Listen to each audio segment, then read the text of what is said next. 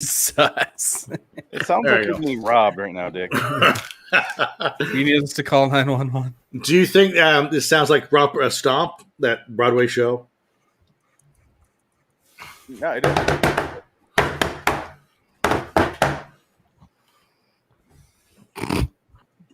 I don't think Dick knows how loud it is when he does stuff. It doesn't sound like Stomp. It sounds like felony. I don't know what it sounds like over there. It sounds like you're being assaulted. Felony, the musical. It's not about racism. All right. Oh. Uh-oh. Right when I turned mine on, yours went off. I know. I did it on purpose. We're live now. Get on fucking camera. I know, I am. So unprofessional. This is all for Adam. It's all for Adam. Starting. Let me open up a Chips Ahoy bag. It's all for Adam. Well, if it was for Adam, he's like 30 times more professional than that. Yeah, I got a new drum kit. Let me test it out real quick. We'll go live. Oh, live. All right. So we're live. We're doing a podcast. I'm recording. Let me go to my other stuff. I'm trying to get used to having access to all of the things. And while we're live and on the show, I do want to thank Adam's sister for helping me get back into this. Because Adam and I had a bunch of shit set up on his side. Yeah. That I just didn't have access to. Like our last few weeks on the podcast were just black background, nothing. It was so boring. And now you can go back to, it's a bomb! It's a bomb! Well, now we got all these backgrounds that you can't see because there's four of us. So I know. Yeah, I was like, yeah, this is really adding to the atmosphere for me. Exactly. Really gets into a goddamn thing. So there's three of us you can see, but kind of. Does this help? No. No, not at all. Conundrum. It doesn't do anything. I'll boot all four of us. We'll just have just a background. That's it. Yeah, see what happens. That show is just so vulgar, but they have the nicest backgrounds. Great. I can't hear or see anyone, but it's great. It's quite amazing. It's like a green screen. All right, I'll go with the pool. No, I can't even see that. I'll just stick with this guy. You can kind of see his head. You can kind of see him, yeah. All right. Let's go with. I do have some unfortunate news for you guys. Here we go. Things got real official over here at LIW, so here we go. This is the opening of the show now. I got a new theme song. I'm required to play it.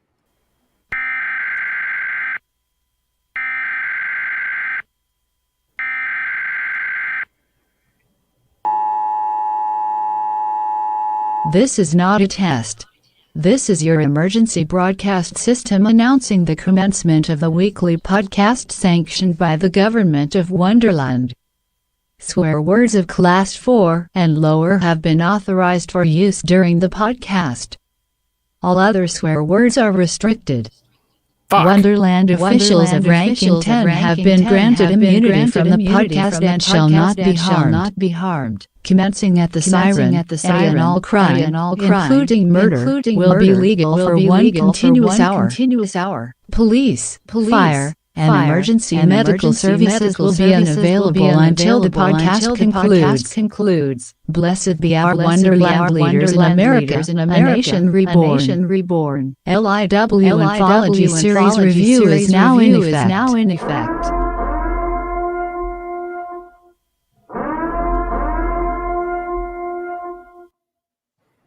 That was very clever. The new mandates are getting out of hand. Did anybody hear double? Yes. Towards the end? Okay. But I don't know why. That's the problems I was having when we were doing the commentary episode. I have no idea why the fuck it's doing that. I think it sounds better. It sounds haunting, like this is real. Let's try this. I'm not gonna hear that again, do we? Everything's fine to me. No. No. Oh, okay. I'm not gonna play it again. Fuck that. Good, because if you do, I quit. Because this isn't going to go for an hour. You don't go longer for an hour, by the way. Welcome to LIW Anthology Series Review, episode 62. I'm Phoenix West. Ticket. I'm Jansen Carlin. Frank Links. Welcome, guys. This is Adam's last pick. He chose X-Files 220 Humbug, and I kept delaying it. So we kept just substituting in, which was kind of nice, episodes of Inside Number 9. Yeah, that's very good. And now we're here with this again, which is good, but not as good as Inside Number 9. One could argue. I think it's inspirational to Inside Number 9. Not as X-Files. I didn't hate it. No, X-Files is a good show. It has its moments, yeah.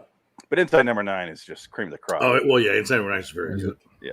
I mean, like I said, I was saying before the show or before we watched, like this is probably the second or third X-Files episode I've ever actually seen. So I don't really know what to expect when it comes to X-Files. Like I know the premise of the show, but it's all a surprise to me. I watched it when it was on the air, and that was it. I have no idea what the fuck it turned into because it came back a couple years ago for a couple seasons. They did some movies. I watched the first one. I watched it here and there. I've probably seen, I don't know, half of the episodes maybe. And I remember watching this one because I went through and I got to like season 3. I started watching through in order, and I just kind of, same thing when I watched Buffy. I kind of just got to like season 6 or something. I was like, never finished.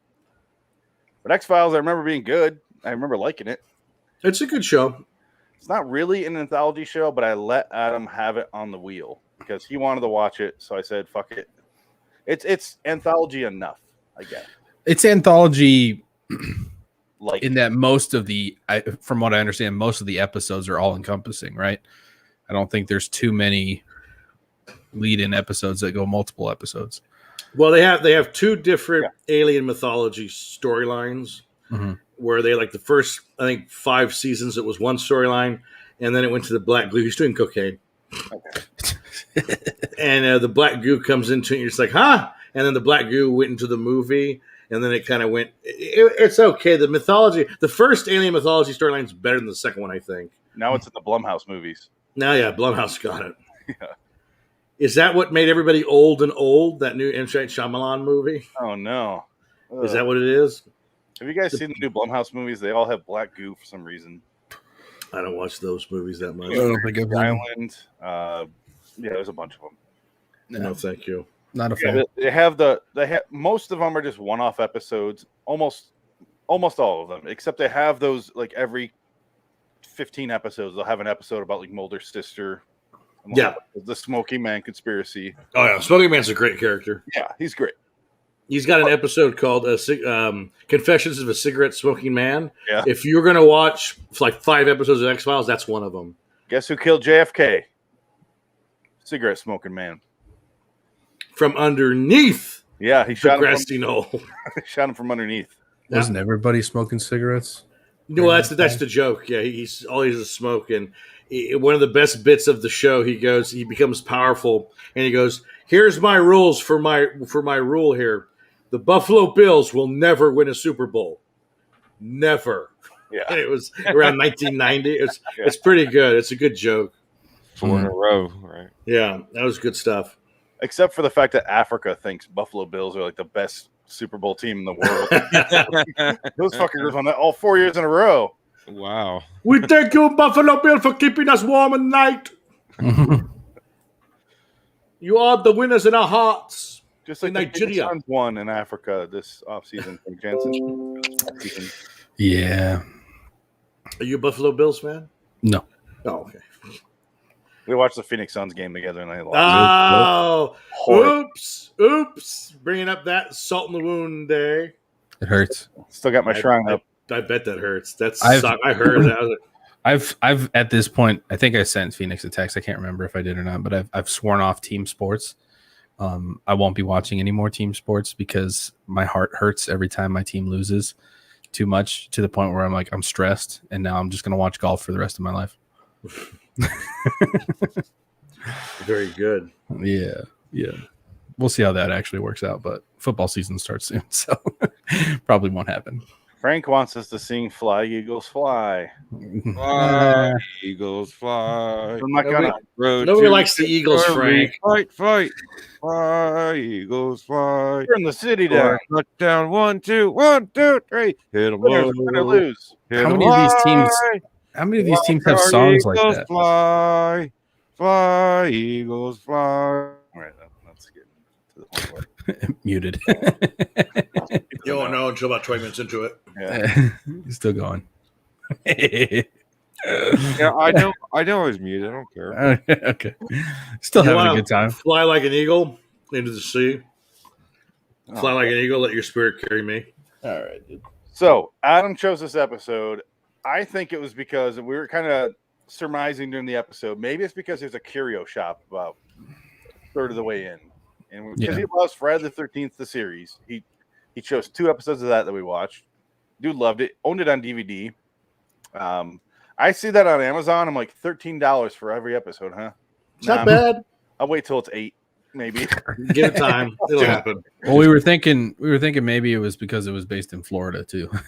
Yeah, it was based in Florida. Turns out this place it's set in is a real place that has a bunch of circus freaks there because they have like really lenient laws on like elephants in your yard, so they actually exist. I was looking at IMDb during the episode. So is the Tiger King? Is that why he was he in Florida? No, he was in where was Tiger King? A shallow grave. No, he's alive. Carol Baskin's in Florida. He was in. That's what it was. Yeah, Oklahoma. No, where the fuck was he? maybe. I think it was Oklahoma. I think you're right. Was that real or fake? No, it's real. Oh, it's real. And Nick Cage is going to make it even real. Oh, he got canceled. No, got canceled. Dick told me last week that Nick Cage's show got canceled. Yeah, they're not doing it. Netflix chickened out. It was Amazon. Or whatever. Was it Amazon? It was Amazon. Okay, they chickened out. He has a different show on Netflix and another show that's coming out on Netflix. So, oh God, just stop it. No, he must keep working. I want to tell you something. I want to keep doing these jobs. It has to end at some point. Go see Pig. It's out right now. It's great. Thank you. Yeah, with a 7-year war. What are you gonna do when Nick Cage kicks the bucket, dude? Like, are you just gonna throw in the towel, quit? Oh, I thought you heard me. It ends with a 7-year war where good and evil fight it out. Because when he's dead, it's the apocalypse, my friend. Oh, okay. That's how that works. Yeah. It would be a sign of the times, and then the Antichrist comes. I thought he was the Antichrist. I was going to say, isn't he the Antichrist? Antichrist supposed to be young, not 56. Nick Cage. I don't know. You can never really tell half the time. He changes his look so often. Yeah. Frank, did you even watch X-Files episode? No. Okay. I didn't think so. Just hanging out. That's fine. Right. I was watching The Rock again. I love that movie. I love that movie too. I kind of wish I would have skimmed through it again because I watched it on Thursday or Friday. I forget which. I watched it today. I've seen it 5-6 times in my life. Not a whole lot, but enough. Really? You know what's? I'll save it. Sorry, never mind. I was going to say probably the 30th time I've seen it. Yeah, it's okay. So let's get through this. X-Files. Dick has vanished. He's over it. I don't blame you, Dick. I'm blowing my nose. I already know what happened. Okay, because X-Files has an extremely, like almost gospel fucking formula. Yeah, that they cannot break from ever. Yeah, it's a solid show, but I don't know how because David Duchovny and Gillian Anderson are like blank slates of people. Yeah. They are. They have zero chemistry with each other because they are just the most boring. They might as well be mannequins. So let me ask this: what procedural dramas were running during this time? Like what cop shows were on? The fuck is NYPD Blue, Law and Order? Not Law and Order. Were they? Yeah, Law and Order was already going. Yeah. So that must have been what they were going for. They were trying to get on that bandwagon, and they just kind of. I think it's based on. Chris Carter said he wanted it to be more Kolchak the Night Stalker, so I think it's based on Kolchak. I was just gonna say, or at least I recently discovered. Dick and I covered, and Frank, were you there for the Kolchak ones? No, I didn't think so. We did some Kolchak movies, and turns out I thought they're gonna be like it's called The Night Stalker. I thought it was about Richard Ramirez. Why the fuck wouldn't I? The Night Strangler, The Night Stalker sounds like a real life thing. Vampires. I had no idea. There's a whole show called Kolchak the Night Stalker, and it's about each week he solves a different mystery and like supernatural. And now I'm realizing X-Files is basically going after that because they're both solid from what I've seen. Well, even so far as in Darren McGavin is in the X-Files as a guy that used to be what Mulder used to do in the FBI. So they actually kind of have a callback. Is he in a lot of them, or just? I think he's in one episode. I think he's in a one-off. He knew his father or something. It's one of the mythology episodes, I think. The mythology episodes of X-Files is what makes it. Yeah, because if it didn't have those, it would be. I think it would have burned out a lot quicker. But it had enough. Lost did the wrong thing where it tried to do the whole show as mythology instead of just one-offs. X-Files did a good thing where it was some episodes, like 2 to 3 a season, were the mythology ones where they built upon this storyline. Well, I'd say more than that. Yeah, I would say probably it was probably 50-50, I would say. Was it? I would think so. Yeah, there's quite a bit. Even later on. Yeah, well, especially later on because they're trying to wrap everything up. I think. Yeah. After Duchovny left, I never watched the show again. They even remember the show Millennium with Lance Henriksen. Oh yeah, that was an offshoot of. They even wrapped up Millennium in the X-Files because Millennium got canceled, so they brought Lance Henriksen's character into the X-Files to wrap up the story of Millennium. It was actually not a bad episode. It's pretty good. How many spinoffs did the X-Files have? Because they had that one, and they had those 2 dudes that worked in the lab. I think 3 altogether. The Men in Black. No, the 2 or 3 dorky dudes that worked in like the back lab. The Lone Gunman. Yeah, that's what it was. They had a spinoff show. Didn't last at all. They were going to do a smoking man thing. I don't think they did it though. Did they? I don't think so. I think there was only 2 spinoffs, and they both failed miserably. I remember them talking about a Smoking Man offshoot. Luckily, that didn't happen or maybe they did a pilot. I don't remember what it was, but yeah, X-Files. I'm a Jansen here. I watched it, but I also don't remember it that well. So Jansen, you said you've only seen a few. I've only seen a few. I've seen Gillian Anderson in more other things than I've ever seen her in this. Like, which go figure. Because for 10 years there, she didn't work at all, and all of a sudden she's in fucking everything. Right. And you know what's funny is like you guys talking about how like her and Duchovny are like blank slate, like they don't show much anything. I definitely wholeheartedly agree with that on Duchovny, but I think Gillian Anderson has come a long way in the stuff she's done recently. More recently, Hannibal, the series with Mads Mikkelsen, she was excellent in that. She plays like his therapist, and she is so good in that. Hannibal's a good show. Would have liked to see some of that acting in this episode, but I don't think this show is obviously at that level. TV wasn't, what it is today back then. Well, you haven't gotten deep into the show yet because she does get better. She does. Yeah. This is the second season, mind you, and this is a procedural show. She's supposed to be straightforward by the book. Well, and with procedural shows, typically it's the character development of the individuals that are, recurring in the show is very slow, right? Yeah. I mean, even with things like Law and Order or what have you, like their own character development takes seasons before it goes anywhere. So because that's eventually expected. Scully has an alien baby. So of course, that makes sense. This comes up later. The alien baby who's like a genius in the future show. It's like, it goes way deep. And she has she's got a thing with her father or sister or something. Mulder has something with a sister, but she has something with the father, I think.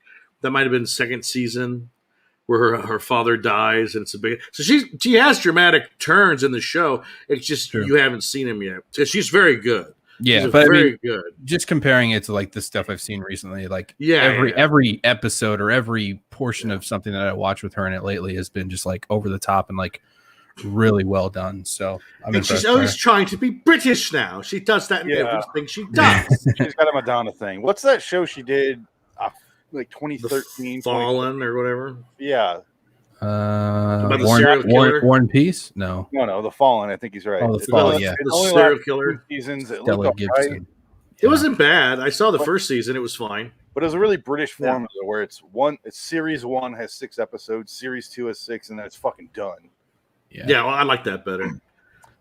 I do, but I also like shows that stick around, like X-Files. It sticks around and it tells you a story. It's not just trying to end. Yeah. Well, that's why I was sad that Hannibal got canceled. It was supposed to have more seasons, but they ended up wrapping it up in the 3rd season and like rushed it. Like the story was really, really good, but I think the problem I had with Hannibal season 3, the first half is Red Dragon, which I've seen so many times, so I was kind of bored by it. But then the last 5 episodes, it was like, what the fuck is this? Well, pretty crazy. I think that was always the goal, though, too, was it for it to be the Red Dragon route. But the Red Dragon route should have taken like 3 or 4 seasons to be drawn out. I think I was so bored. There should have been more buildup. I think. I think they kind of rushed it. All you need to do, Hanson, is watch Manhunter and Red Dragon. Yeah, I've watched Manhunter. I've been going through horror movie series lately. Like I did Saw, I did Leprechaun, I did all the Hannibal Lecter movies. So I sat there and I was like, but I watched Red Dragon and then I watched Manhunter, which I've seen both before. Mm-hmm. I was like, oh, it's the exact same movie.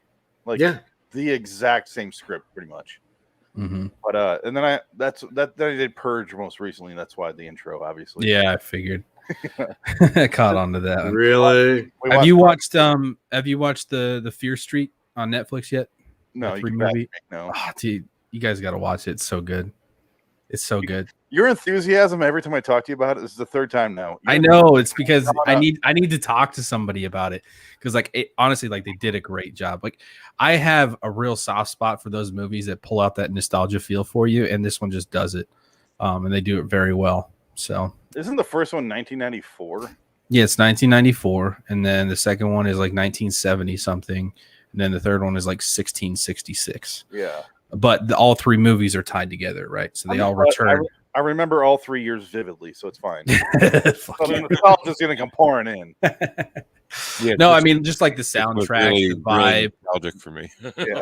the soundtracks and the vibe and everything, especially for the because it all comes back to 1994, and so like that, it all resonates, and it was good to watch. Well, the latter part of the 1600s was way better than the first. Okay, shut up, dude. I hate you. You're stupid. Well, it's 1616. I always remembered "Rate Me." The Nirvana song reminds me of that a lot. Well, I just like that Jansen pulls out 3 movies about 3 different centuries, or close to, and he was alive for one of them where he was an infant, pretty much. You were you did not listen to the words coming out of my mouth, asshole. They all come back to 1994, which you barely remember. You don't remember 94. What? Fuck you. I don't remember 94. I may have been little, but I remember the 90s. What year were you born? I don't want to talk about it. Exactly. You don't remember. I remember 94. Oh yeah. I was born in 91, but the 90s. Oh my God. 90s. The 90s are the only era that I can tie any of my childhood back to. 2000s doesn't mean shit. Nothing happened in the 2000s. And Adam was older than all of us. He would be laughing in your face right now. That's fine. But I still feel the nostalgia from it because, granted, I was growing up during that time. I still remember all those things happening and all those tiebacks to things going on in that time. So I love the music. I saw Stargate and Star Trek Generations in the theater. I Okay, saw dude. Dumb and Dumber that year on a date. And Dumb and Dumber. I was on a date in 94. Yeah, I was 3 years old. That's sick. I was with her parents. Oh my god. Because we were 10. Yeah, I'm a young. What? Fight me about those days where you went on a date and the parents went.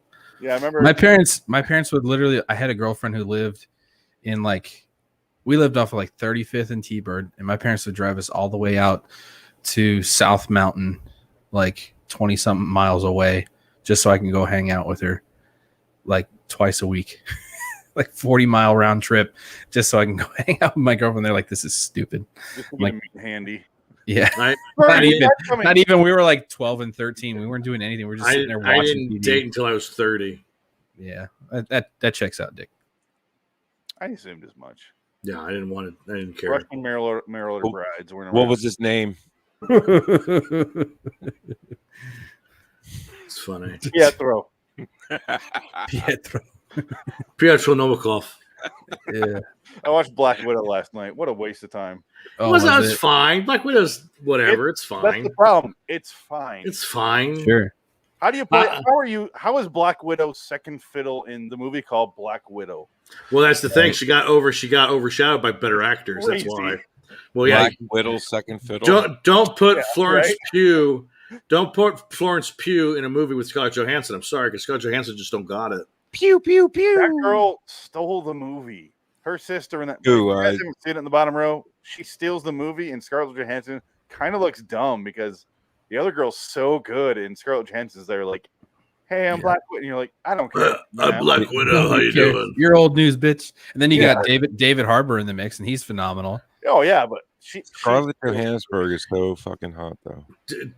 David Harbour is great because he keeps talking about how he wants to beat up Captain America. Yeah. It was pretty funny. David Harbour's fun. He's funny. Yeah. I don't like him, but he's funny. I like him. I don't like him. He has another movie on HBO Max right now that I just watched. It was pretty good. Hellboy? No. Hellboy. I liked Hellboy. A lot of people hated it. I thought it was enjoyable. I watched the first one. I was done. I liked the Del Toro one. Frank, what? I liked them. All of them? All three? I only seen the first one. I didn't watch the second one, The Golden Army. I was like, no. Golden Army's actually good. Golden Army's a good one. So is this the only show that David Duchovny's on where the plot of the show isn't all the female cast fucks David Duchovny? Is this his first time? No Sudden Move. It was called No Sudden Move, by the way. I've seen the Soderbergh movie. The Soderbergh movie. Yeah, I've seen David Duchovny fuck so much in my life. Well, think about this. Red Shoe Diaries. Every female fucks him. Every single one of them. Yep, everyone knows. He goes on to, he had a stint on Twin Peaks, which is funny because Michael J. Anderson, the little midget dude who keeps going, you think I can't open a can of tuna because I'm small? That guy, you know? He's on Twin Peaks. The guy who speaks backwards on Twin Peaks. Cool scene. That motherfucker's still alive somehow. Both of those guys are on Twin Peaks. But here's what David Duchovny likes. Have any of you seen Twin Peaks? No. I didn't think so. But here's what David Duchovny looks like in Twin Peaks. Oh my god! What the fuck? Wait a minute. Is that David Duchovny as a on the show? His character has a sex change.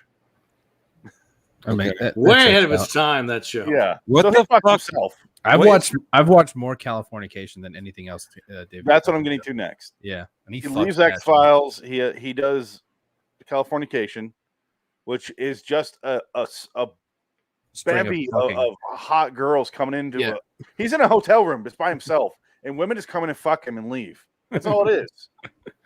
That's all that show is. I saw an episode. It's like hung with David Duchovny. Well, he's driving. I remember seeing an episode where he's driving and he comes to a stop sign. There's a woman in another car, looks at him, and the next scene is they're fucking. Yeah, that sounds about right. I guess was that every episode of the show? Yes, pretty much. It was. Wow. It's literally in one room, and you just doesn't even say anything. Look up images of that show, and you'll see the same exact set. Californication is like Entourage meets Boogie Nights. It's just, and it's all written by the same debauchery. Guy. He's not far off. Californication is all written by the same writer. I wouldn't be proud of that because it's all it is. It's him fucking. She also comes in and fucks him like the last episode. She's got big titties and he likes it. Just different title, copy paste. And then he comes out and he goes, "I have a sex addiction." And everyone's like, "Yeah, we know that. We saw. We figured that out. No shit. Of fucking everyone on screen. We know that." That's why my wife Leia left me. No, you're just an asshole. That's why. Yeah, she seems like a really sweet person, and you seem David Duchovny. That's why she left you. David Duchovny knew better. But why don't you love me? And then after the sex addiction, he's like, "I need to fix my image." He came out and did that. What is that? Aquarius? No, he did Aquarius because he couldn't get work, and that was the other thing that was offered to him. Because of the shit that came out, and that show failed after a season, and then I haven't seen him since. He must have made so much money off of X-Files. Oh, he's fine. And he's fine, but he's great on the Larry Sanders Show. He's great on Larry Sanders Show. He's fucking phenomenal. And the movie California. Yeah, he's great in that. The movie's okay; it's a good movie, but not great. He's good. No, He's got a new movie coming out called The Bubble that follows a group of actors and actresses stuck inside a pandemic bubble at a hotel, attempting to complete a film. Guess who's writing it and directing it? Steven Soderbergh. Judd Apatow. Oh, I'm out. No, thank you. White people problem movie. It's got him, Karen Gillan, Keegan-Michael Key, Pedro Pascal, Leslie Mann, Peter Serafinowicz. Yeah, he's British. Yeah, he's good. I like him. He's the guy from Shaun of the Dead. Rob Delaney, Fred Armisen. This is actually pretty stacked cast. He's also the original voice of that's Darth typical. Maul. That's typical for Judd Apatow. That's why it's gonna have a great cast. I was gonna say that's typical but for it's him. gonna suck. It's gonna be 4 hours long and boring and not funny. I feel like I enjoy most of Judd Apatow's stuff. I did until a certain point. Trainwreck, I refuse to watch. Did you watch King of Staten Island? No. No. Refuse to watch it. Really? I actually enjoyed it. I don't like that guy. When it came out, I was like, no, I'm good. Ugh. It looks too much like Garden State to me, and I'm like, well, it's straight up Pete Davidson's like true life story. Yeah, that's great. I don't want to watch it. Yeah, he is out of his fucking mind. Too bad it wasn't about Pete 100%. Davidson's death. okay. I don't know anything about Pete Davidson. I know he had a hard life growing up, and he was kind of left to his own devices.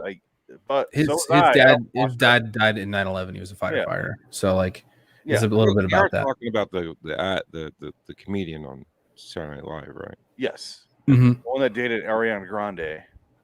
Are we a tabloid podcast now, guys? We discussed the rags. We're having a good talk, man. We're just wasn't there like bullshit with him about something about? There's always some bullshit.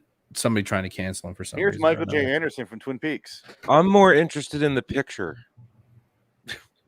That is that your background? This is Michael J. Anderson in Twin Peaks. Where is he? All I see is so all of this was shot backward. Like he came in and did all the lines and dancing backward, and then they reversed that and showed it forward. It's so weird. No wonder it looks strange. But watch. I hope they have them talk. Yeah, they do. Here, okay. I've got good news. He's saying everything backward. Keep in mind. That's the mule wash is going to. It's okay. Come back in style.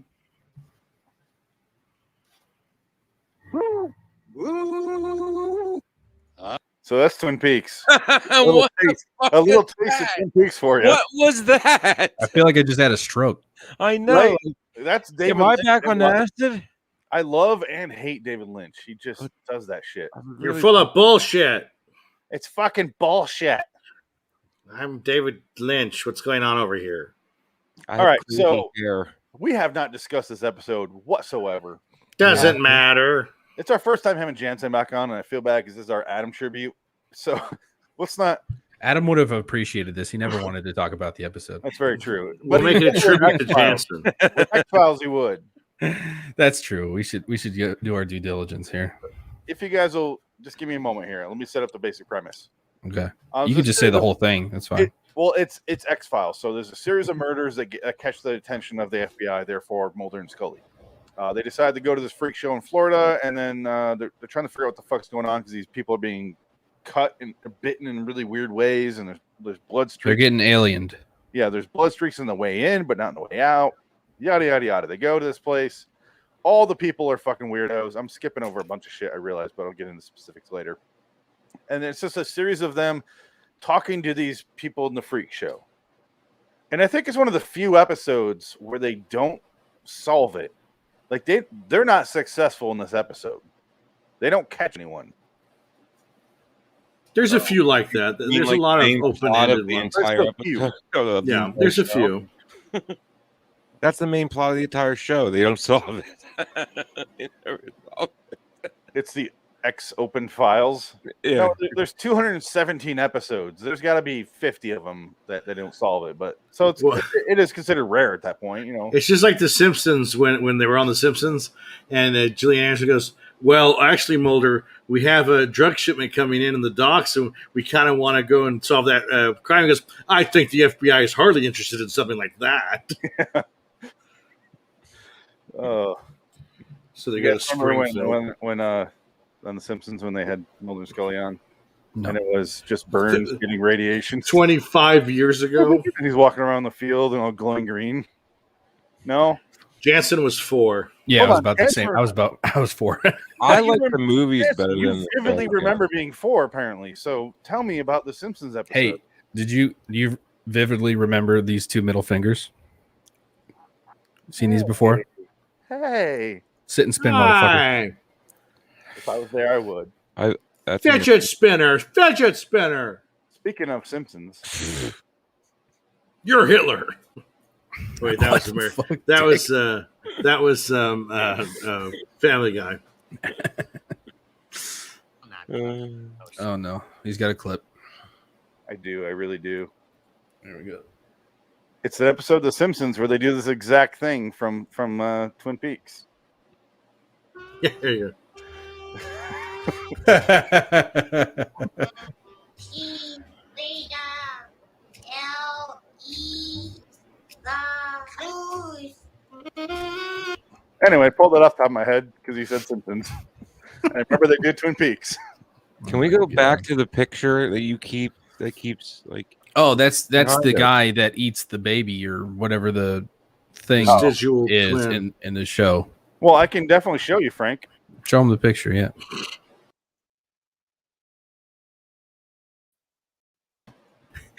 There you go. Was that worth it? Why don't- All you have to do is click share. No, I can't show the background of the screen with the share button. Share screen. I'm just wondering what the fuck's it from because it's so crazy looking. It's from this episode. Like I said, freak shows. This guy's got puzzle pieces all over his face.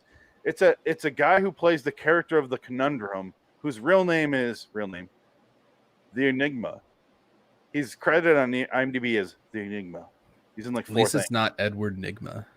Yeah, Edward Enigma, please. Well, that would be copyright infringement.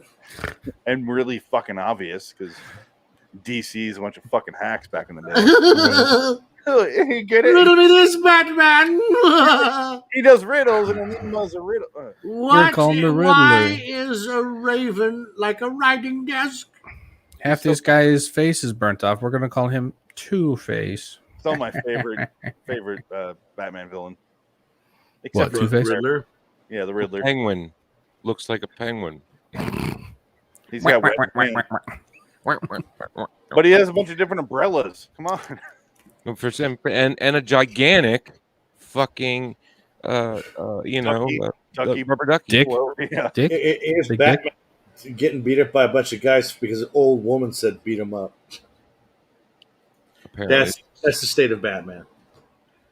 Yeah, Batman has had some terrible villains. But what the fuck? We can't even discuss X-Files. Why do you have a paper fucking back copy of whatever we He talk just about? went and bought comics. I buy a guy's collection for $300 and Mein it ended up Kampf. being worth a bunch of money. You're reminding me of a big old Slimer.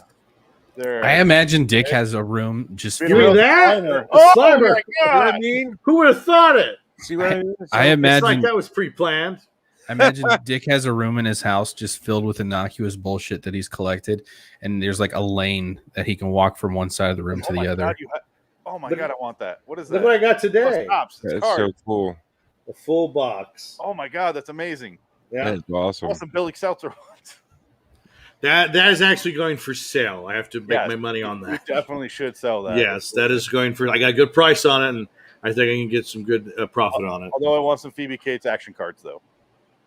We will figure that out. It's the one from Fast Times at Ridgemont Fast and High. yeah. And then all I have is the Judge Reinhold jerk off card. He was in a pirate outfit. Did we knock? All right, so do you remember the funeral? Go guy? away, I'm baiting. This episode opens up with some kids in a pool, a creeper, and I was like, "Is this why Adam liked it? What a fucking weirdo!" But no, they run up on him. The camera starts to go toward it, and a dad jumps in the water, and he's like, "Oh, kids!" And he's clearly like a freak. And then the kids leave, and then the alligator dude jumps in the pool, kills him. Cuts to first they show the van, the big old bus that says like alligator freak, and Jansen didn't pick up that it's about freaks. I thought he was like a one-man show type of deal. I didn't realize like we were going to a freak show after that point. Well, the freaks live in this area, and they're all independently sort of. I guess they do their own thing. To be fair, we weren't there yet, but Yeah. still, context clues. He's probably a semi-retired freak who does plumbing on the side of a place. He has a little truck. But then they showed the funeral, and we were amused because one of the dudes there had his freak was green hair with an orange stripe going through it. That was it. That's essential casting right there. The best part though was the priest giving the eulogy, and we're like, does he have no arms? Then his foot comes out of nowhere to turn the page. We're like, oh yeah, he has no arms. I was doing this, and I'm like joking, like because I was like, ah, oh, and then his foot is like turns the page. And I'm like, oh, Mock me by not having arms. I'll show thee you think because I'm small in stature, I can't flip a Bible page? with my toe. I don't know. I remember seeing the lady with the bow and arrow with her feet. Well, the alligator guy was married to the bearded lady. Did you catch that bit? Because the wife sitting with the children had a beard. It was a bearded lady. Well, here's a question: why was the van parked right outside if it wasn't even the alligator dude? It was the vestigial twin. No, the alligator dude was the guy that got killed. Oh, he was the alligator guy. He was the alligator. Yeah. He had scales. The scales. Okay, see, I didn't pick up on that. I thought Yes, no, he was the alligator. Dumb Man, idiot. yeah. I thought they were just saying he was there, and I was like, Fucking moron. Little dude steal the van. No, that's why they said in the beginning. He said he has blah blah blah scales in his skin. That's why they call him the alligator man. It's not HD. So what we're looking at is SD, and he didn't look like an alligator. He just looked like a guy that was fucked up skin. Well, I mean, I think you might catch on to more things if you shut the fuck up while we're watching stuff. But we barely talked. Just kidding. Yeah, we didn't talk. This one we were pretty quiet on this episode. I was shocked. For episodes we could tell we're gonna like, we don't talk. Like when Dick and I did the last couple episodes of Inside Number 9, barely spoke. It was. Yeah. If Adam was here, you wouldn't be able to know what the hell you're talking about because you don't shut the hell up during. I know he didn't. Are you really trash talking that dead dude right now? What's he gonna do about We're it? paying homage, dude. What's he gonna do? Haunt me? Yeah. Oh, If it was any one of us, he would have done the same thing. Oh, absolutely. yeah. And would welcomed it because it's hilarious. Fuck yeah. I think he's gonna start haunting you now. Bring it. That doesn't exist. Now you say that, but There's no such thing as ghosts. Listen, dude, I watch Ghost Adventures. That shit's real, bro. I ain't afraid of no ghosts. I ain't afraid no ghost. I think the Ghostbusters 2 soundtrack is better than Ghostbusters 1. It definitely is. I agree. 100%. Though I do like Ghostbusters 1. Please, let's make some. I believe it's magic. That song. That's actually not bad.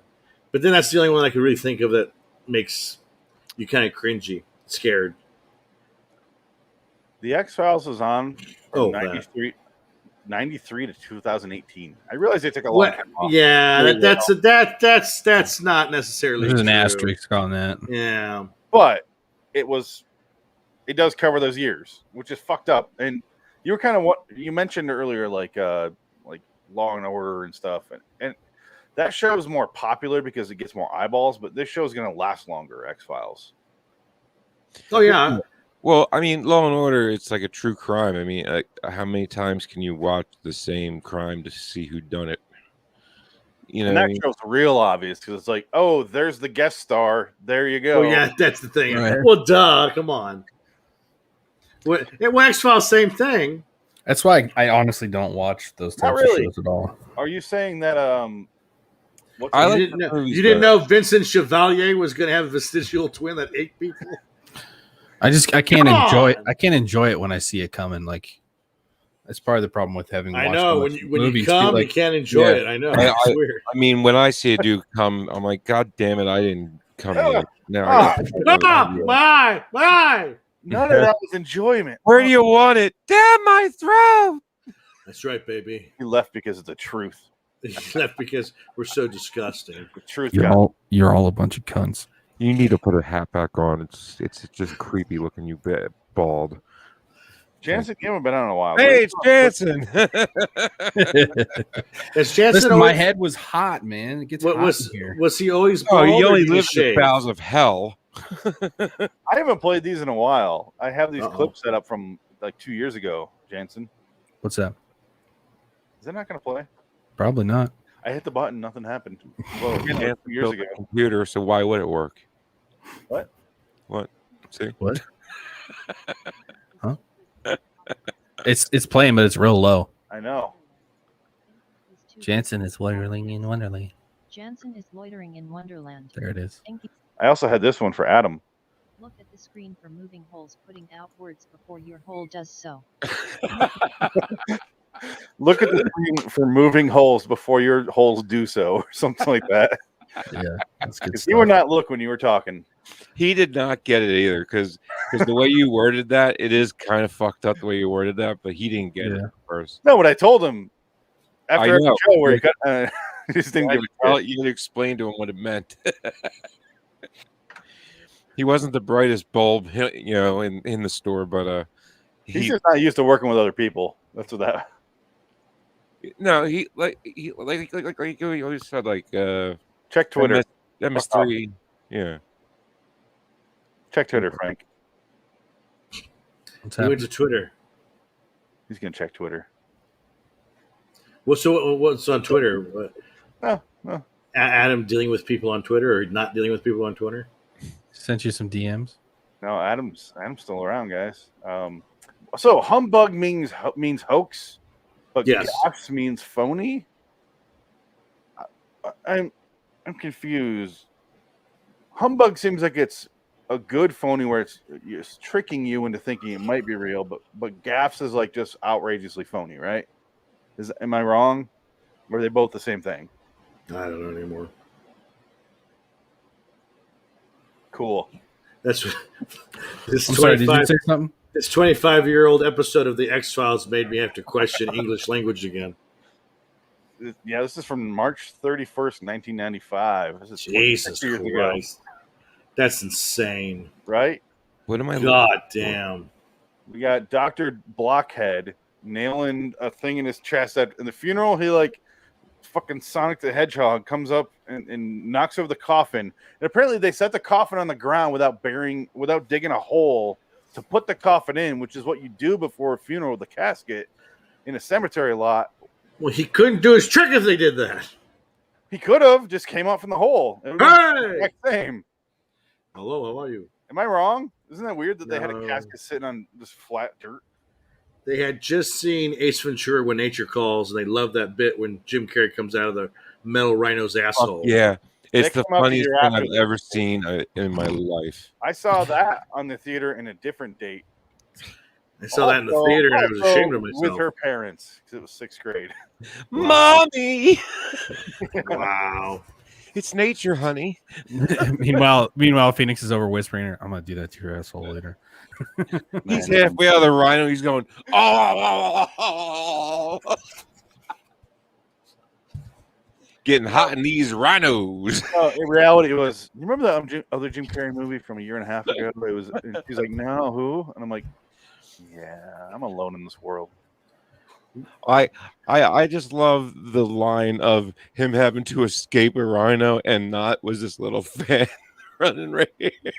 Remember that Jim Carrey movie Once Bitten with Lauren Hutton? Oh, I saw Once Bitten at that point. So I was talking about Once Bitten and in the fucking Deadpool movie, the Harry movie where he's dancing. Jim Carrey's dancing the Guns N' Roses, and she's like, "What?" I'm like, "Oh, we're not gonna make it." Okay, this is a one-off. Gotcha. Love lift us up where we belong. That Guns N' Roses. Where the eagles fly. On a mountain high. Where the eagles fly. Those are the worst fans in like fandom as Eagle fans. Fuck Hey. yeah, we suck. They're awful people. You want to pelt Santa with snowballs? Philadelphia's your city. I mean, You guys killed the hitchhiking robot. we hate everything and everyone. You I think understand Steelers that? fans are worse than Philadelphia fans. The I think hitchhiking Philadelphia fans have robot heart. went across the world and goes to Philly and never makes it out alive. It died in a ditch. I had to find it later. It was hilarious. Yeah, Don't bring your AI into this town, you motherfucking faggot. Cables over here where my camera keeps unplugging. You AI faggot. yeah, you keep saying that, but we are like steadfast, like refusing to give up the word faggot for me. Hey, It's a funny Class word. 4 and below are fine, guys. Who? You don't say that word. Class 4? Fuck you. No. 4 and below. Hey, we can purge for an hour. Faggot. No, you can murder all you want. Nick, You can't talk, but you can kill. Frank, do it again. I thought we got rid of the racism here. Not racist. Not a race. He finished. Okay. He finished hard. Uh, I'm better now. Stop. So, X-Files, the midget from Twilight or from Twin Peaks, is the manager, Nope. and he's yelling at David Duchovny because he assumes that he's a former circus freak because he's a midget. And then there's a whole little banter there, and then somebody else gets killed. They think it's the guy that hammered a nail in his chest, but it's not. It's the vestigial twin from Vincent Chevalier. Spoiler alert. But I like the fact that the manager of the hotel, the guy from Twin Peaks, has a dog, a Pomeranian, and it runs into his place through the doggy door. And the guy from Twin Peaks is Michael J. Anderson, is standing at the door going, "I have a gun. Just because I'm little doesn't mean I can't fire a gun." And I can't wait to use it on you. You think the dog's going to get pulled through because it's standing there. And instead, he walks over and his little ass gets pulled through. Just because I'm little doesn't mean I can get pulled through a door. No. Should I pull up a clip? Because that's exactly what he sounds like. It's pretty funny. I'm going to be pulled through this doggy door. This is embarrassing. My life's a joke. My death was ironic.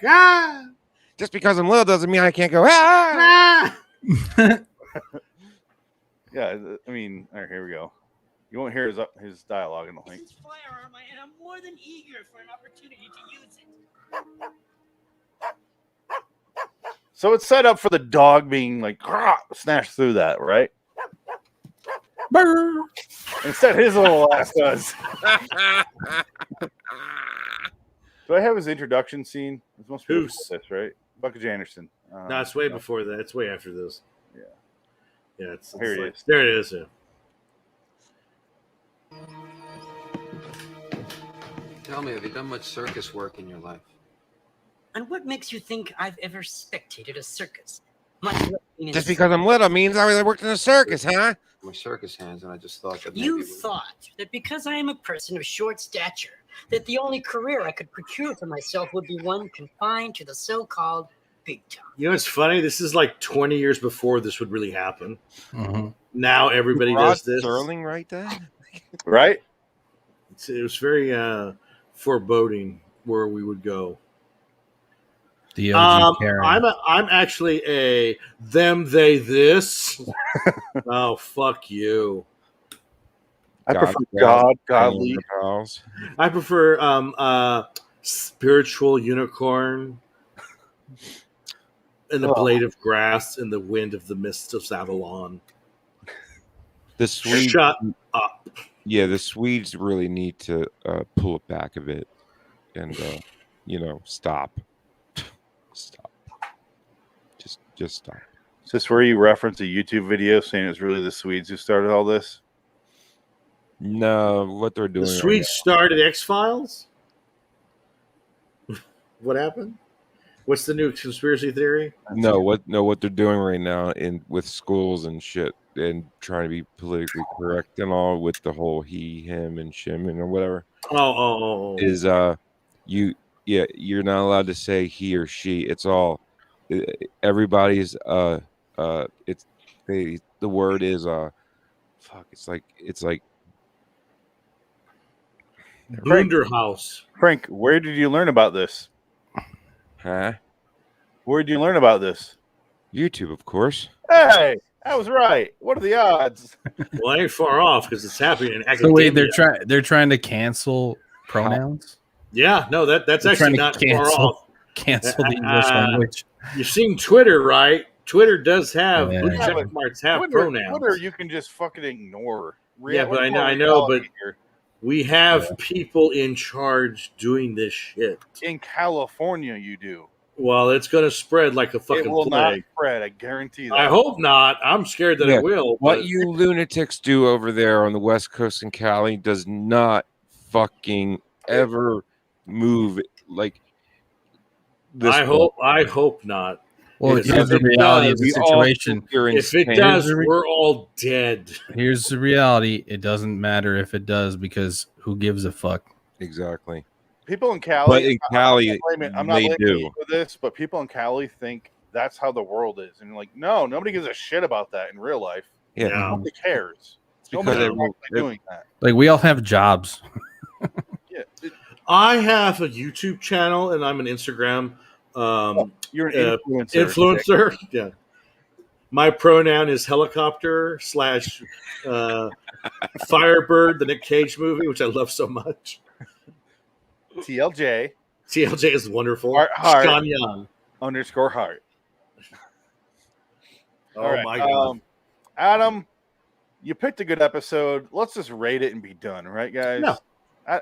We didn't really talk about a whole lot, but it's a really good episode. And what am I going to make fun of it? I would recommend X-Files. Yeah, I would say anybody who wants to watch a good show, who's like discovering, who's like Jansen, grew up not understanding X-Files because he was like 2. But he understood the world at 2. Apparently. Fuck you.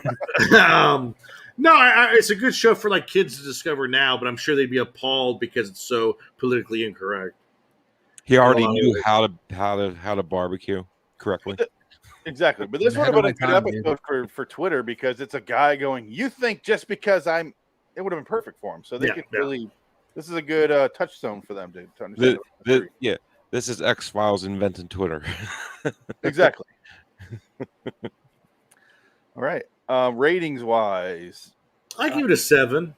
Okay, Jansen. 7. 9. Wow. I know. I'm gonna watch it. Give it a 9. I know. I already rated it on IMDb. I already gave it a 7. So yeah. They're all. It's top tier. It's a really good episode. We can't make fun of it because it is what it is. It was a joke episode, and I read on IMDb that they had the writer go to set, and I guess that was the first time. And this is their first comedy episode. So he wanted to make sure that they stuck with that comedy, and they did. And they're like, it was great having him on set. That's cool. There's not even anything to talk about behind the scenes other than that. Like, what do you talk about in this episode? It was solid. The ending is he gets the little vestigial twin comes out and crawls through the cell, and he sits there and cries. Now, a vestigial twin is a twin you don't even know who's. He's growing the vestigial twin inside of him. He crawls outside. And we talked more about David Duchovny's sex addiction than the show itself. Yeah. He goes outside and kills people, and in the end, he crawls inside. He crawls inside the fish monster behind us here, if you can see him, and that's it. And he drives away at the end, going. And he finally speaks. Right, this guy hasn't spoken the whole time. He's got a joke. He did something. No.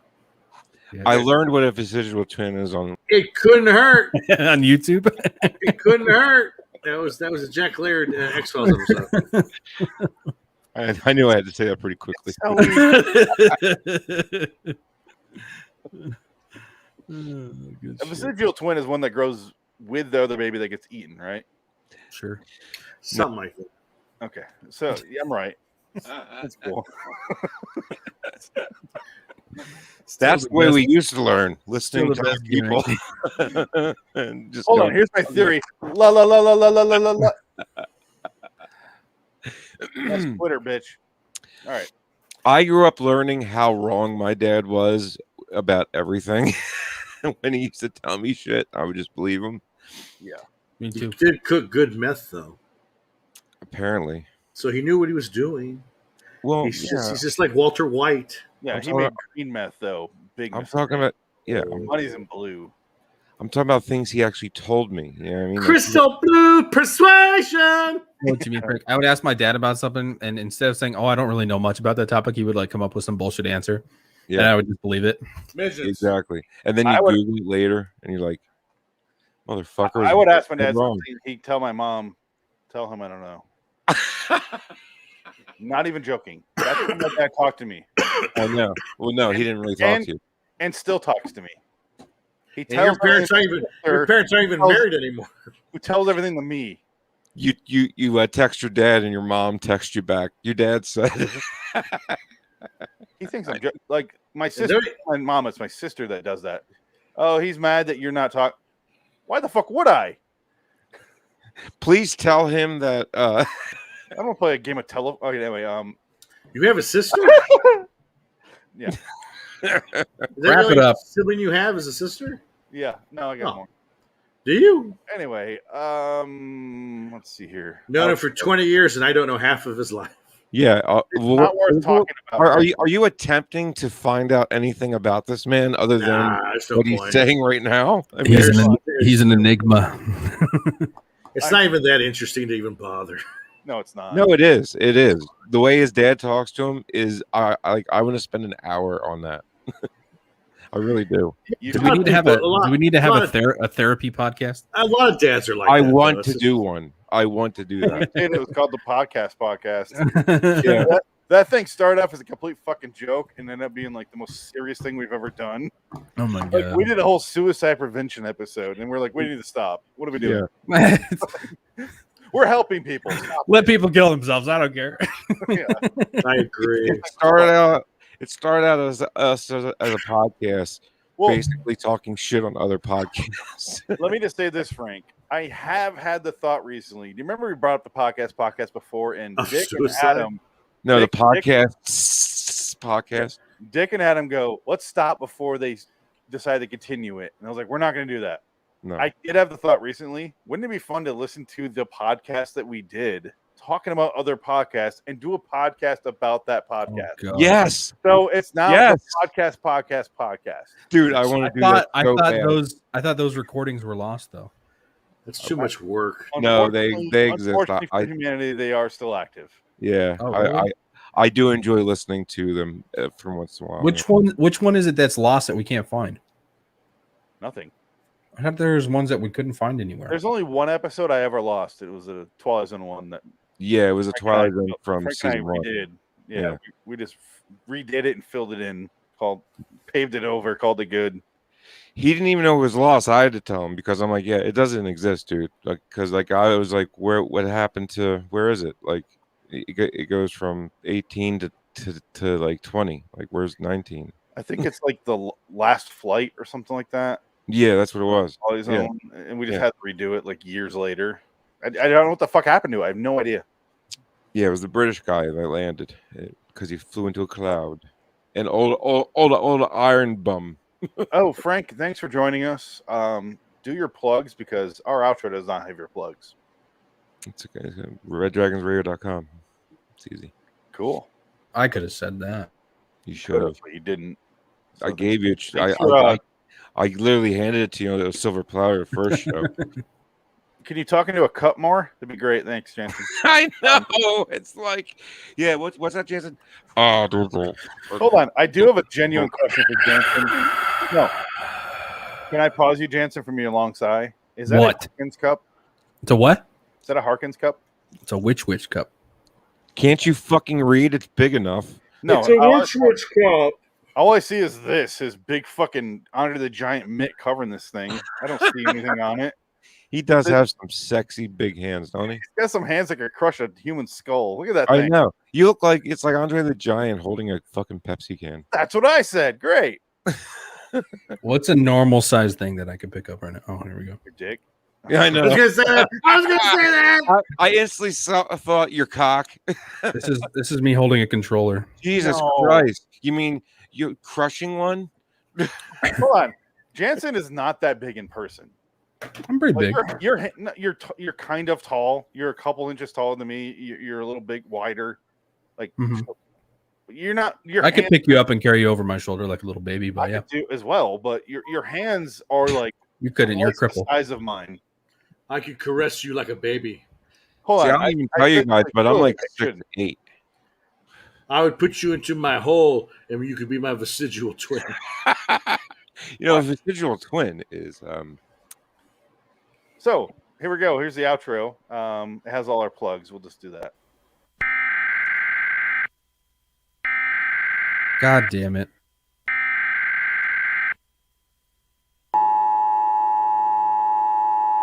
Citizens of Wonderland, rejoice in the fact that we have covered another episode on the podcast.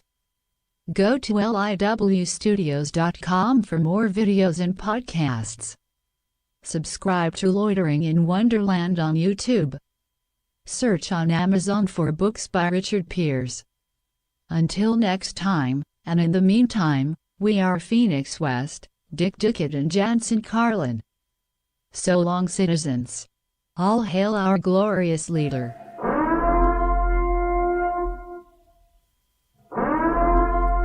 Shut off the fucking podcast now. Jansen, Very nice. Who did that? You didn't get to talk about Adam yet. Is there anything you want to say here before, as we end? I'll be brief. I didn't know Adam as well as you guys probably did. You spent quite a bit more time with him, but the time I was with him and doing shows with you guys was a great time, and he will be sorely missed from my life. He was a very positive and very just a happy guy. He always went on his rants about certain things, and he can get upset about a lot of stuff and frustrated, but he always came back to wanting to have a good time and just celebrating the stupid shit that brings us together. And so rest in peace, Adam. Miss you, man. He took everything personally for no reason, and I would have to talk him off a ledge so many times. Yeah, you're right. Yeah. I just want to get your thoughts because we've all done our share, and this is your first time doing this is technically our tribute episode to him. So sure. Yeah. I mean, it's a bummer for sure, but he's not hurting anymore. So that's a positive I could take away from that, I guess. Yeah. Yeah. I mean, I remember a few phone calls where me and him spent like 2 hours on the phone, just basically crying to each other about how much we hate our lives. but sometimes you just need that person to vent to, you know what I mean? Yeah. And somehow Adam and I became like our venting buddies. We were venting buddies. Well, and that's why I think it honestly, like, and we can talk about this off air or whatever, but this is the point. We're also airing to his YouTube channel right now. Sure. No, I mean, Sarah got us on so I could trying to suck up his subscriber list. No, I don't give a shit about that. Do not subscribe to me. I think it would be I think it would be a good idea for us to do something once a month regular where we just get together and have some guy talk and just get to air out our bullshit, because talk about whatever's going on in our world, have a good time, have a few laughs, not have any script, there's no script obviously, but not have any like focused topic to work on, just because it'd be good to relax and be with buddies. Way Off Topic Radio. I knew you were gonna fucking do that. I That's knew why it. I was shaking my head way before you said that. But obviously the concern with that sounds oddly familiar. The concern with that is always just availability, right? I mean, I know you guys have your lives going on, and I have mine. So this man's got the right face on for what Frank just did. No, I mean it's good to have buddies, and I think that's what I enjoyed most about having Adam around. Is he was just a good buddy and had a lot of good things to say. Yeah, concur. So Adam, we watched your episode. It was the last one you picked. Like I said, I put this off for how many weeks, Dick? 3, 4? It was a while. We didn't know.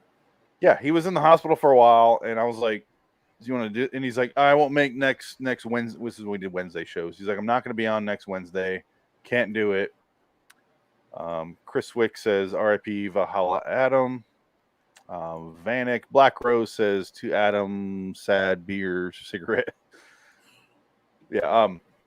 We weren't sure when he was going to get out and do the episodes and do this episode he picked. He picked it a long fucking time ago. Like when we did our last round of picks, that was when I did Are You Afraid of the Dark? And then Dick, what the fuck did you choose? I don't remember.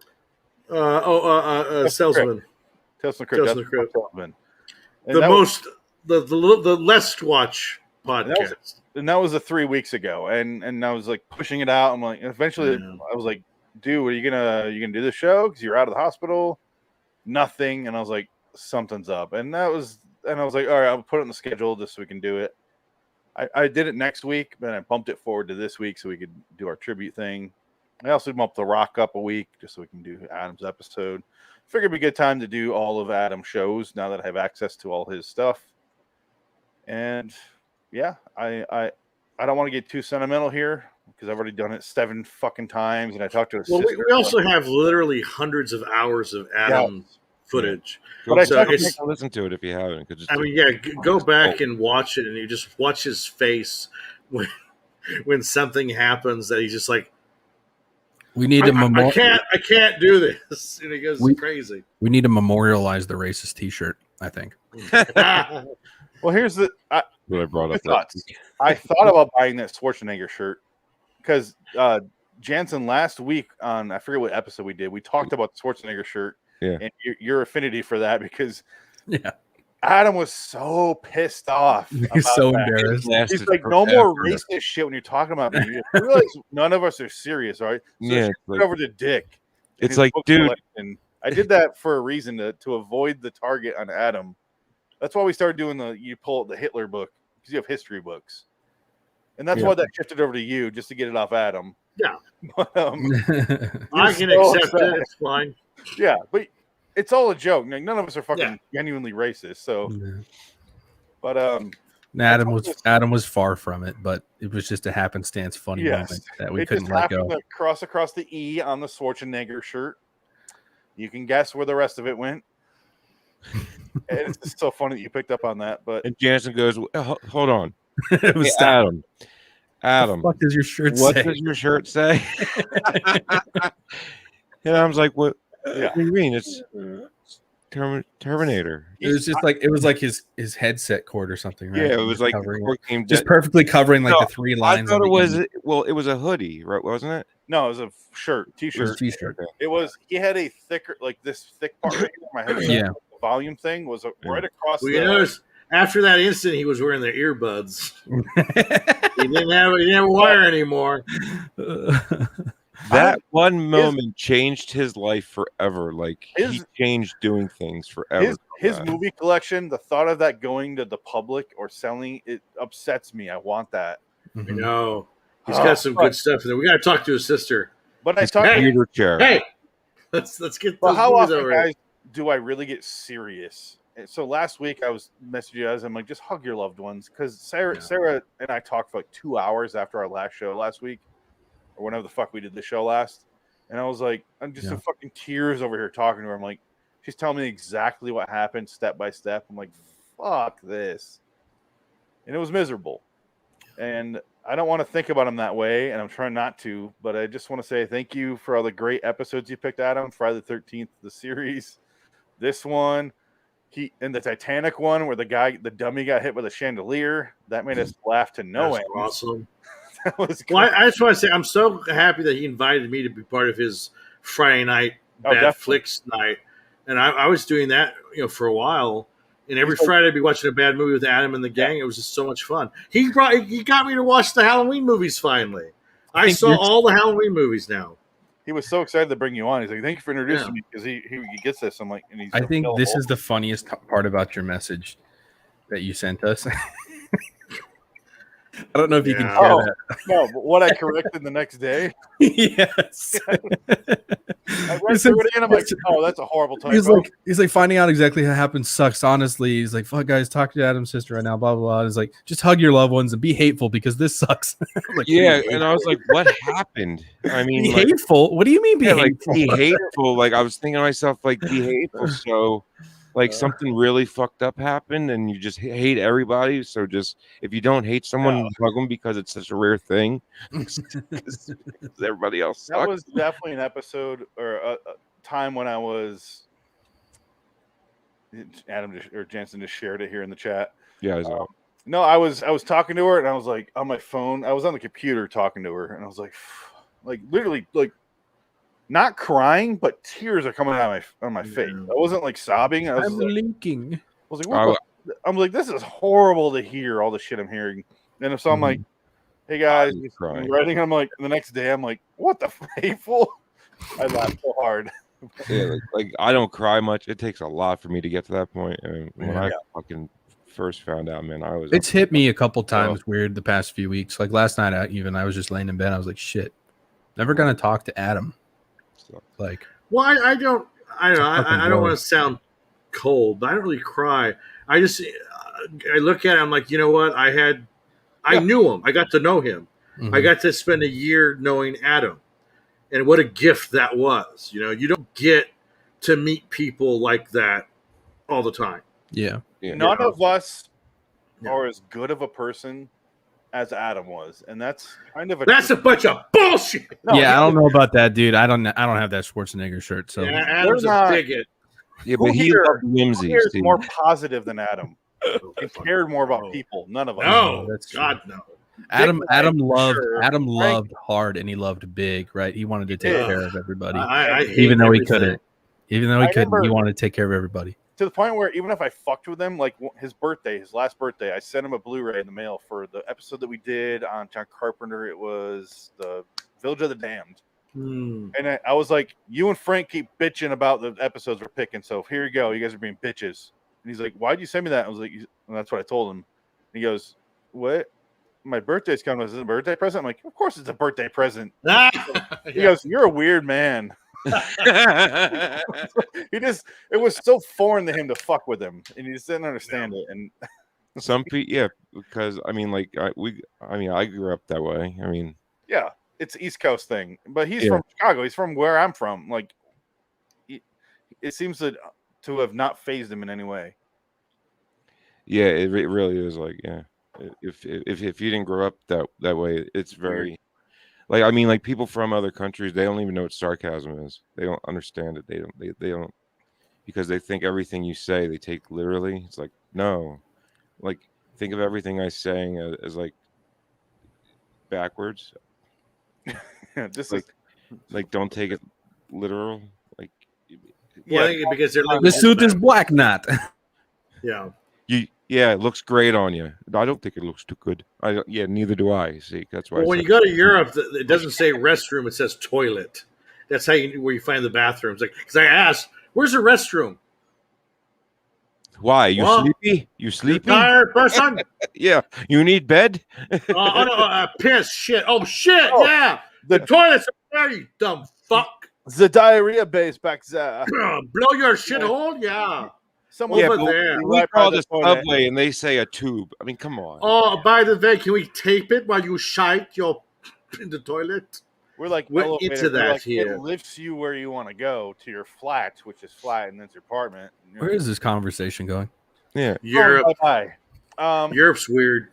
This is our last Adam talk for this episode. Well, not really. We got The Rock to talk about. We still got part two. Show. Oh, okay.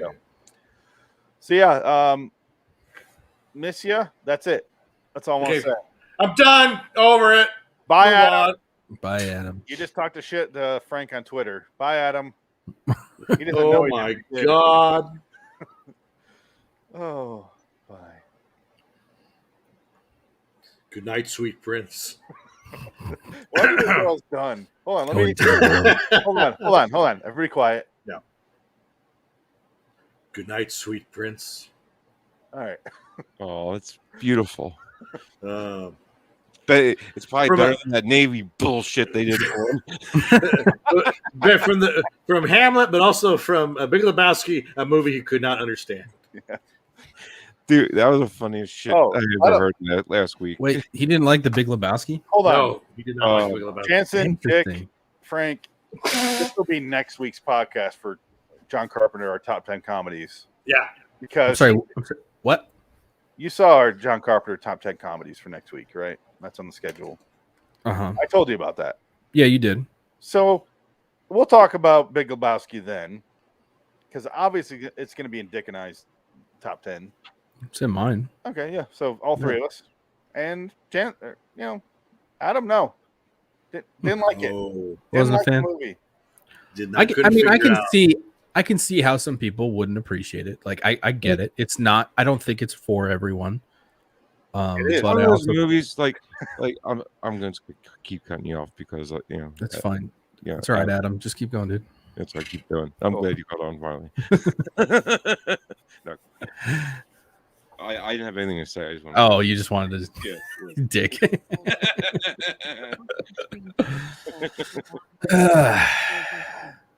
Look at the screen for moving. No, but for real, like as far as I'm concerned, like I did not like the movie, but like I like the movie, but it's not my top 10 of anything. I've seen that movie probably 100 times. Yeah. Well, the three that are right are here still. Yeah. I've got it on my wall behind me. Yeah. So. Yeah. Oh, did you see the Sideshow collectible figure of the dude? They're releasing one. I showed You said Phoenix. it to me. Yeah. It's the worst it's ending to amazing. a movie ever. Are we grabbing drinks in the bathroom? I'm going to the bathroom for sure. I'll be right back. I like Sam Elliott, but he shouldn't end the movie, okay? Just saying.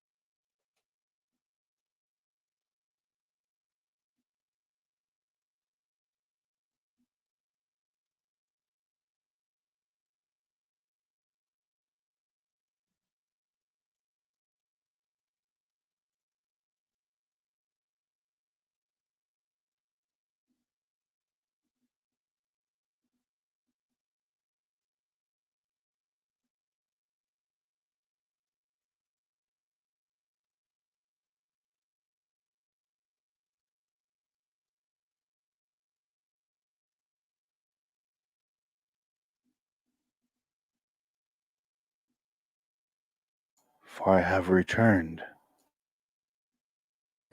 What? Hey, Dexter comes back November 7th, bro. I've been missing a lot of awful in my life, so that sounds great. We'll see what happens with it. Well, Deb's already dead, so what do I have to cheer for? I mean, Deb's already dead, so maybe it'll be good. Yeah, it's true. It was the one thing holding it back. It's very true. I'm interested to see what they're gonna do with it. Like, I'll give it a shot. I'll say this: can't be worse. I like the show. It's okay. Sure. All written by the States. You got the note.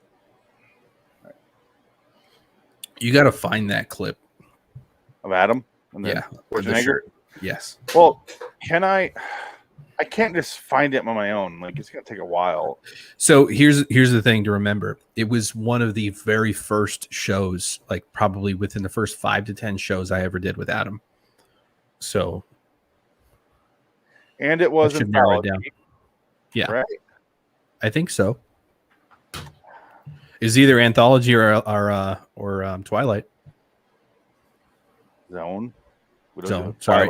Oof. Gotta make sure. We're not recording right now, are we? No. Oh, not recording the podcast. We're still live. Okay. I was gonna. Because I was gonna. I didn't. You never. What did Adam pass away from? I never knew. I never got the answer.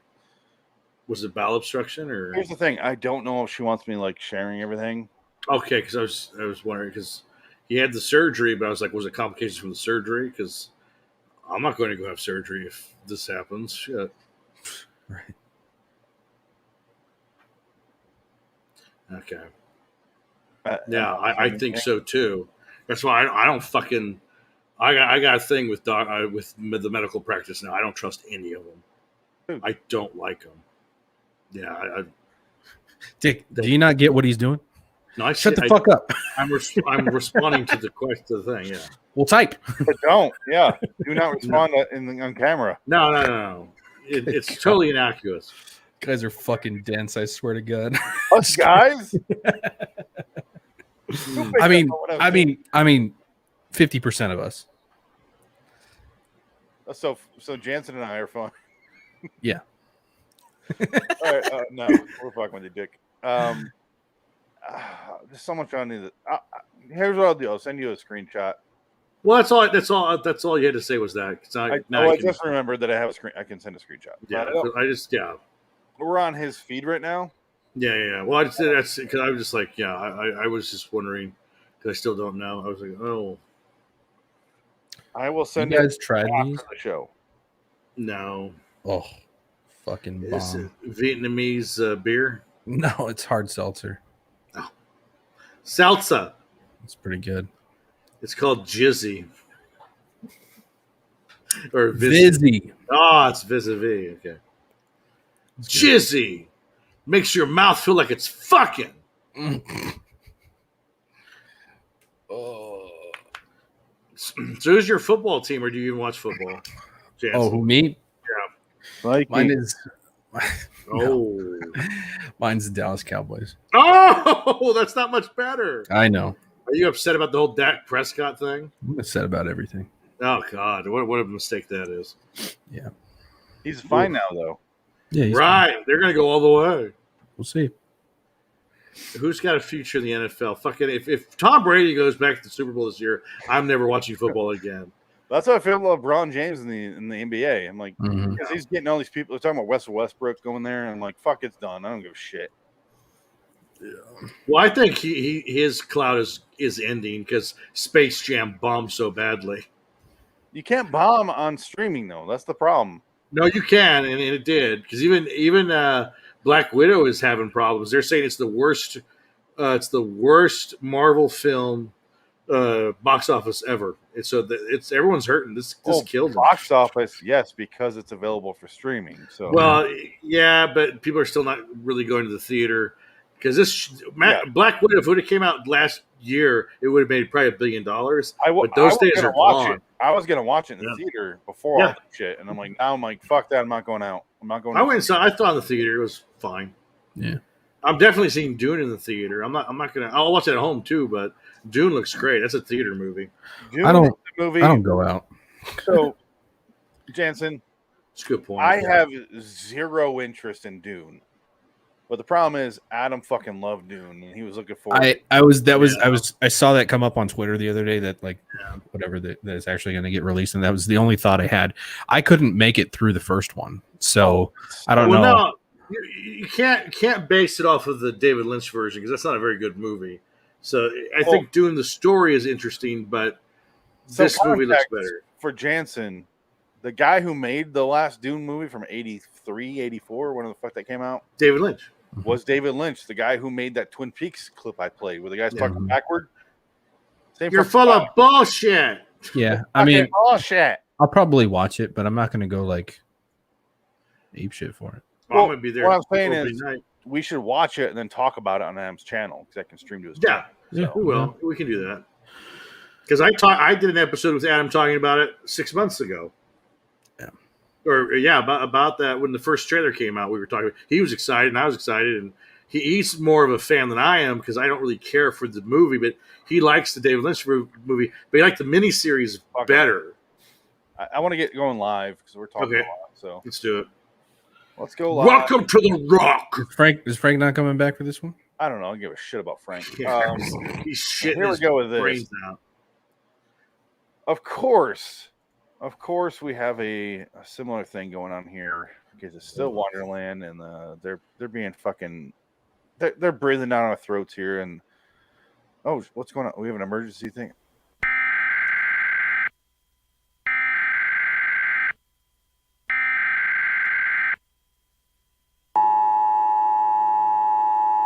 This is not a test. This is your emergency broadcast system announcing the commencement of the B-movie battle sanctioned by the government of Wonderland. Swear words of Class 4 and lower have been authorized for use during the show. All other swear words are restricted. Wonderland officials of ranking 10 have been granted immunity from the show and shall not be harmed. Commencing at the siren, any and all crime, including murder, will be legal for 1 continuous hour. Police, fire, and emergency medical services will be unavailable until the review concludes. Blessed be our Wonderland leaders in America, a nation reborn. Be I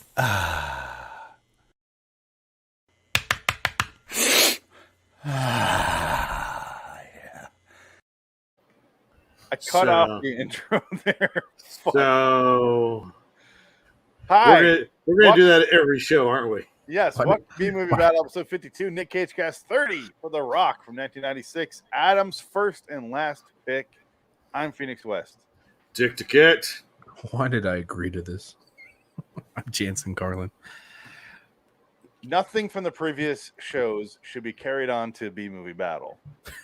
This is a first time we're hearing that Purge thing. We never heard that before. Isn't that crazy? So wild. That was a first. Okay. Adam chose The Rock. I made fun of him. The Rock is a weird movie for me, if I could indulge myself for a minute. Like we have a choice. No. Well, here you are interrupting me, so clearly Fuck you. because I want to get like everyone's perspective of the movie before we continue. No. I just feel like it takes too much away from a couple things. The Rock, for me, when I hear it, I go, eh. When I watch it, I'm fine. I watch it, I'm like, oh, this is a fun movie. But I go, Face Off is my fucking jam. Face Off is my move. Like, that hits me in the heart. And I don't know why. It's a stupid fucking movie. but this movie doesn't have that enjoyment level for me. And I feel like it's like kind of a big, dumb action movie. It's like it's just, it's right there. And Yeah. it just doesn't deliver. Yes. And it also takes away from another Michael Bay movie, which I love more, Bad Boys. I love Bad Boys so fucking much. Oh yeah. And I feel like this just kind of takes away everything from it. And this is the one he made right after that. And I'm like, but Bad Boys is so funny and great. Yeah, this feels like a step back. It does. But that's why I get like a cringe when I hear The Rock. I'm like, but it's a good movie. It really is. Dick, what are your thoughts on The Rock overall? Your dick. Well, I feel like The Rock was sort of the beginning of the end of the action movie because it was sort of the end of like the Arnold Schwarzenegger type action where now every man could be the action hero because Nick Cage won the Oscar in '95 for Leaving Las Vegas. He follows it up with this. We're supposed to be doing Leaving Las Vegas this episode, but we're not.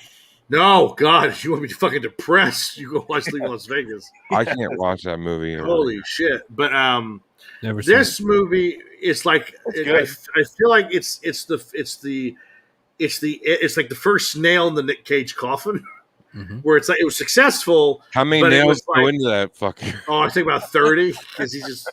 This was the first time he's probably this is when he first made real money, like $20 million or whatever it was, and he probably thought, holy shit, all I got to do is do this, and I could buy my dinosaur eggs and my Elvis tapes, and I could probably marry Lisa Marie Presley. And he did within that year.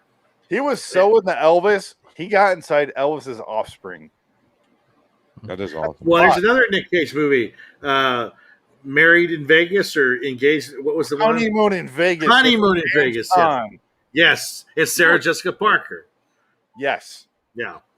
It's an okay movie. They skydive. It's not that good, but it's an it's Elvis bad. movie. But they Come on skydive now. at the end. I'll skydive. I'm the Elvis skydiver. But The Rock is probably the last of its kind because it's very much, it's not a politically correct movie. And it's also an action movie where the bad guys aren't really bad guys. They become sort of martyrs. Are you telling me the gay guy from Boston Common showing up and being like, "Oh, his band is ridiculous. I just cut your hair. How do you like your haircut? I am a hairstyler." That wasn't politically correct? Is that what you're saying? And Sean Connery looking at him like, you fucking faggot. Get your hands off me, you faggot. But, and then This movie is big dumb action movie. It is level 4 and below, Dick. Come on. Sorry. This movie is level 4 stupid. Here's the problem. It is stupid.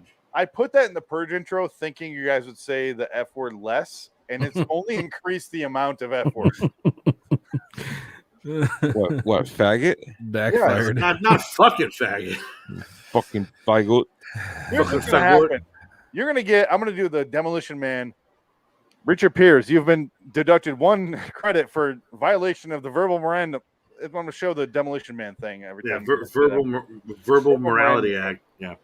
Mm-hmm. You piece of shit, motherfucker. Fuck you. He doesn't know how to use a 3T shell. So much for the 3T shells. I showed the girlfriend that the other night. Oh. What, Demolition Man? What is happening? I'm like, Demolition Man is a good movie. I go, ignore all the serious stuff. It's just a thing for out of water fish, like, jokes. Dude, the future. That's it. That's it. All it is. And a great Arnold, a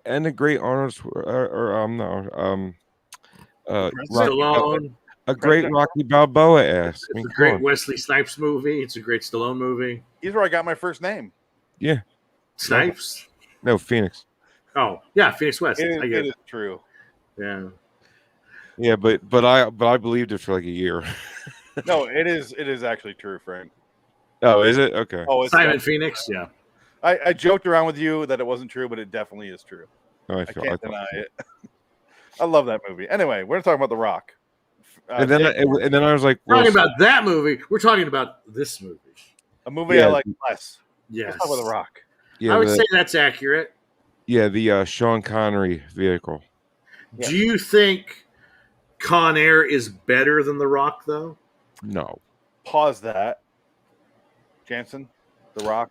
First thoughts. What are your history? So this isn't a Nicolas Cage movie. This is a Sean Connery movie. That's my first thoughts, right? Okay.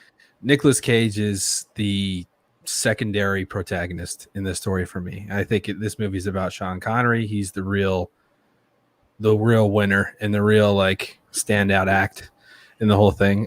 He's got the funnier one-off bits. He's got the better moments of winning. He's got the more badassery, right? It's a Sean Connery movie. He's even top billed on this. So what do you want to say, Frank?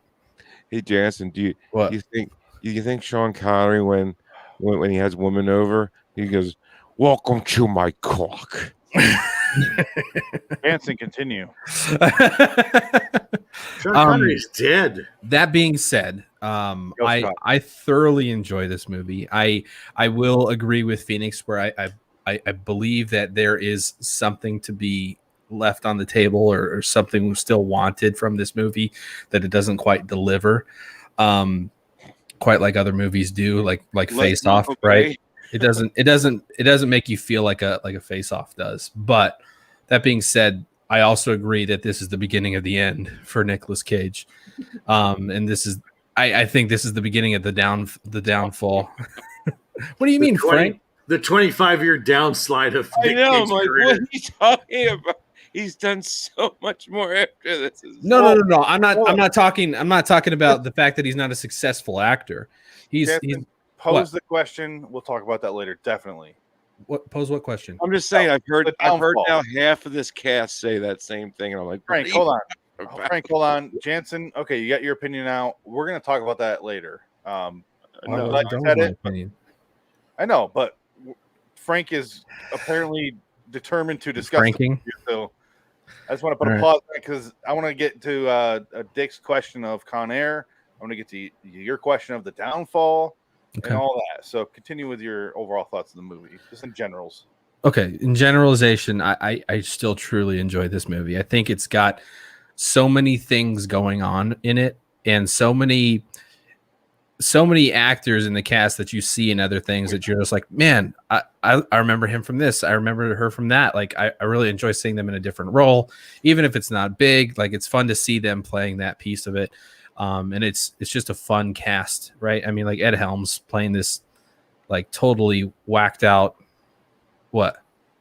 Ed Helms from The Office. Ed Harris. Ed Helms. Yeah. Ed Harris. I knew it was a H. Excuse me. Sorry. Ed Harris playing this totally whacked out general. Like I would love to see Ed Helms remake. right. Ed Harris. Sorry. Excuse me. But him, like John C. McGinley from Scrubs, like barely in it, but it's like, oh man, Dr. Cox. John C. McGinley has had a giant career. He was in a bunch of movies before Scrubs. Right. But 7 for God's sakes. For me, John C. McGinley is Dr. Cox, right? That's how I know him, you know. And so to see him in this type of serious role, because you're so young. Yeah, absolutely. I mean, that's my generation, and that's my takeaway from that, right? Yeah. So, I think of Freddy Got Fingered, where Freddy goes into or what's his name? Rip Torn? No, the main. Oh Green. God, Tom Green. Yeah, Tom Green goes into his office and rubs his teeth, and he's like, my doctor says I have the cleanest colon everyone has ever seen because every day I scrub my colon with that toothbrush. I'm like. And that's what I think of when I think of John C. McGinley, and that bothers me. Right. Scrubs, like Jansen said, fucking a ton of stuff, and that's what I think of. Was he in that? I just told you he plays the doctor who's scrubs his colon with a toothbrush that Tom Green just brushes his teeth with. Okay, all right. Well, I mean, I didn't watch that movie. No, he's like the main doctor that yells at all the other new doctors.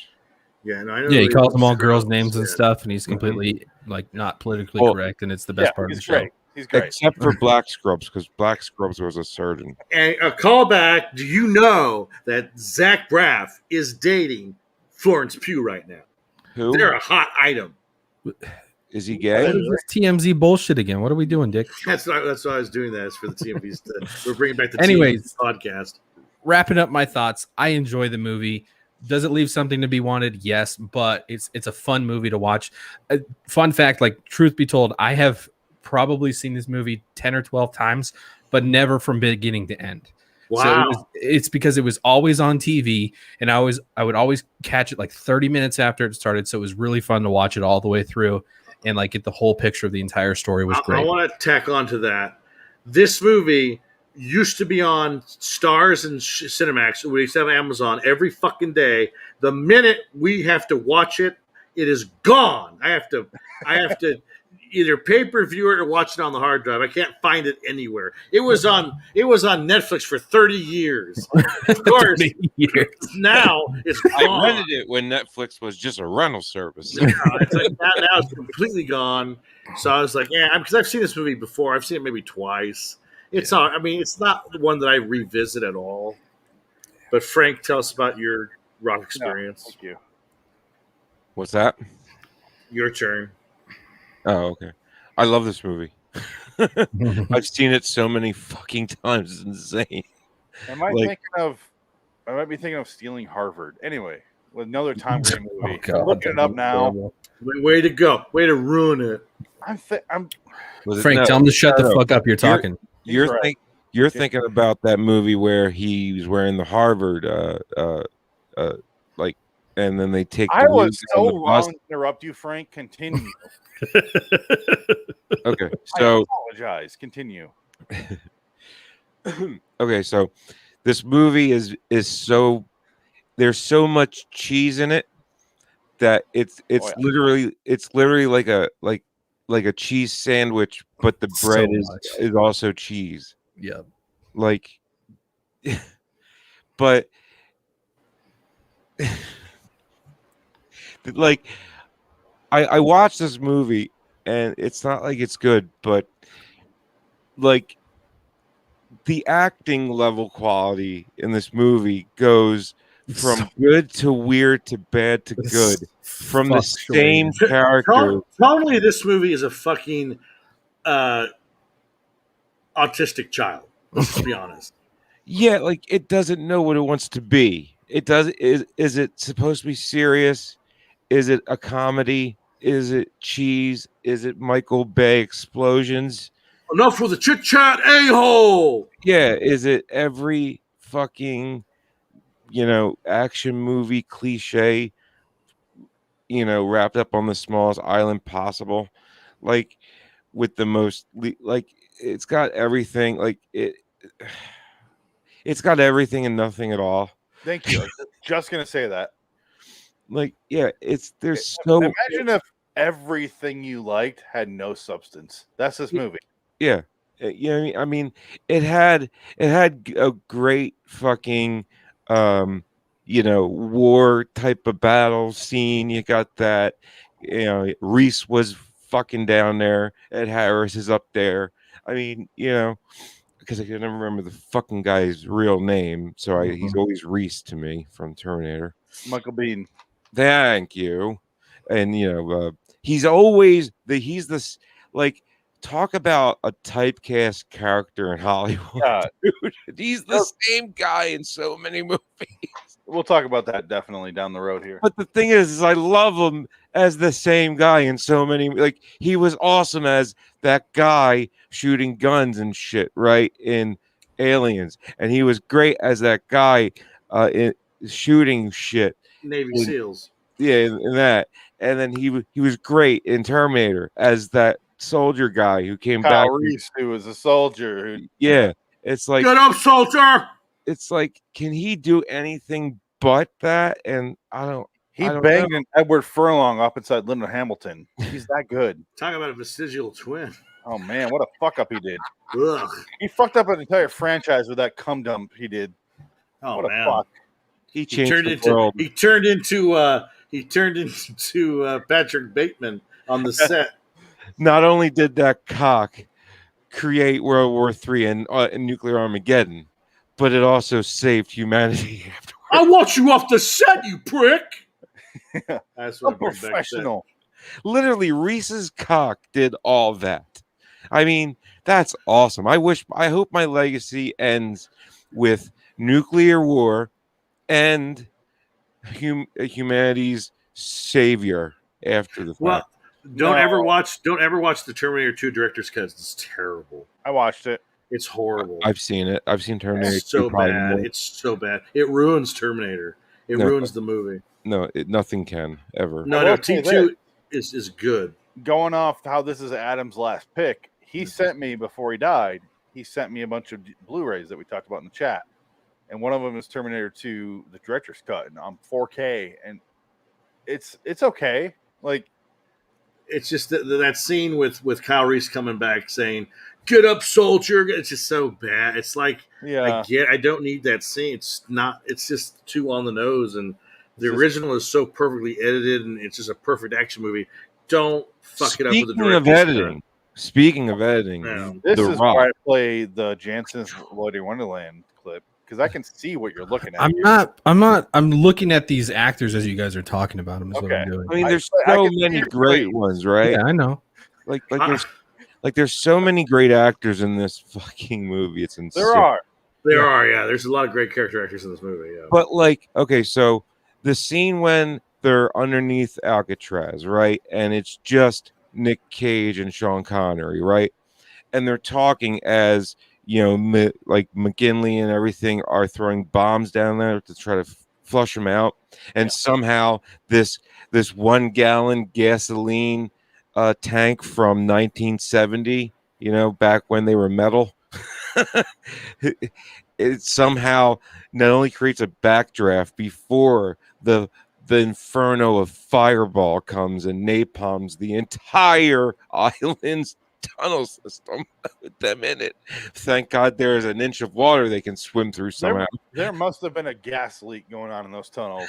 I know. It absorbs everything in that tunnel. It would have to be possible. I mean, years and years of just buildup of all kinds of gases in those tunnels could lead to some sort of explosion like that. I'm sure. If there were gases, I guess, but there weren't. It wasn't used for 40 years. Yeah, I guess. But if this guy didn't literally say this is going to be big and went, I'm like, it's a gas can with someone's fucking cell phone taped to it. Like, literally, it was the worst prop of the entire movie. No, Broken Arrow, though, remember? A flare on a gas tank blew up like a fucking napalm bomb. Don't forget that one. And I disagree. I think the worst prop in the whole movie was the motion sensor on top of the grate in the bathroom. What was wrong with that?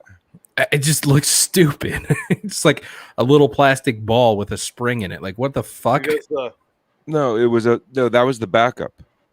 I understand that, but like it's all built around that or whatever. So it just looked. Yeah, dumb. no, I got it. It was a motion sensor with a filament. Yeah, Yeah. the filament.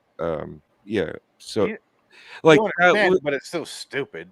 and like when I watched them taking apart the elegant, unstable pearl, whatever of green shit, so we know it's horrible for you, right? And I can see the chip that they're talking about. I'm like, why don't you just take your screwdriver and just go to the chip, right? And then slide it back instead of taking the whole fucking thing out. And you're gonna tell me that Nicolas Cage dismantled 15 of them bitches in a minute? Well, I think the part of and then takes another hour to get the next 2, and they shot off 1. Like, it's like, what the fuck? Okay. I think no. I'm sorry, I just plowed right through you, Phoenix. But go ahead. I want to read to you a Michael Bay quote.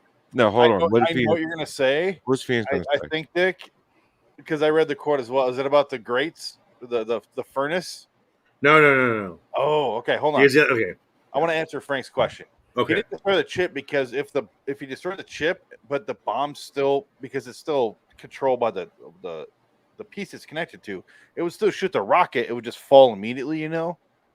So it would still blow, like it would still break those little glass tubes. What I'm saying is that the chip was like a plug-in light bulb, yes, right? Right. And the chip was all exposed because we needed to know it was a chip, a computer chip. Mm-hmm. Yes, but what I'm saying is, with that, the base that still held the bomb that would shoot it would still be active. That wouldn't affect that. Yeah, so I think the dumbest part of this. Them back. The dumbest part of this that we're missing is the fact that this chip is in the bottom piece of the thing where they got to pull all the balls out to get to it. Like, who fucking designed this thing and thought, oh, you know what's a good idea? Let me put the chip in the most ungettable place that I can find on here instead of just like an access panel. I think it took them out. You're right, Phoenix, right? You pull it out, and there it is. So pull it out a little bit, go and push it back in, because at one point in the movie, when he pulls it out, the chip is literally in the middle of the string of pearls. Are you telling me that The Rock wasn't accurate in anything? Well, here's the problem with the movie overall. And it doesn't fucking matter. And that's what I feel throughout the entire movie. I go, oh, it doesn't. I don't care, right? Exactly. But I'm just saying, like, you know, this is where my mind goes whenever I watch something. So I interpret that scene completely different than you, and I still don't care. So I don't care either. It doesn't do anything wrong for me. It's just questions I have throughout the movie. Like, that was an interesting. I want to encapsulate the authenticity of this film in one quote from Mr. Michael Bay. Let's get to Mr. So everyone is equal, Michael Bay. The studio wanted this movie to be shot in Los Angeles with a handful of exteriors of Alcatraz and San Francisco to complete the illusion. Michael Bay said, fuck no. I gotta shoot on the island because this island is so fucking bitchin'. Bro. He does say bro at the end of that quote. That is what you're dealing with when it comes to The Rock. Because this island is so fucking bitchin'. Yeah. So when you talk about inaccuracies, let's talk about how every fucking car in this movie explodes with every little touch that it gets to it. That doesn't make any fucking sense. Nothing made any fucking sense. Yeah, it's called The Rock, and it's about an island, a prison island, and there is in the city a chase scene with cars because there has to be because Michael Bay. No, Michael Bay did not want to do these. He did not want to do that chase sequence. The producers, did this movie change his life forever? And Bruckheimer and Simpson, who died during this movie because of his fucking drug habit, showed up and we're like, we got to do this. And there's a lot of behind the scenes stuff in this movie if you look into it. And none of it was Michael Bay's fault, which is weird because I don't care about Michael Bay. I really don't give a fuck about him. I've never seen the Transformers movies. I won't. I just don't give a shit. don't care.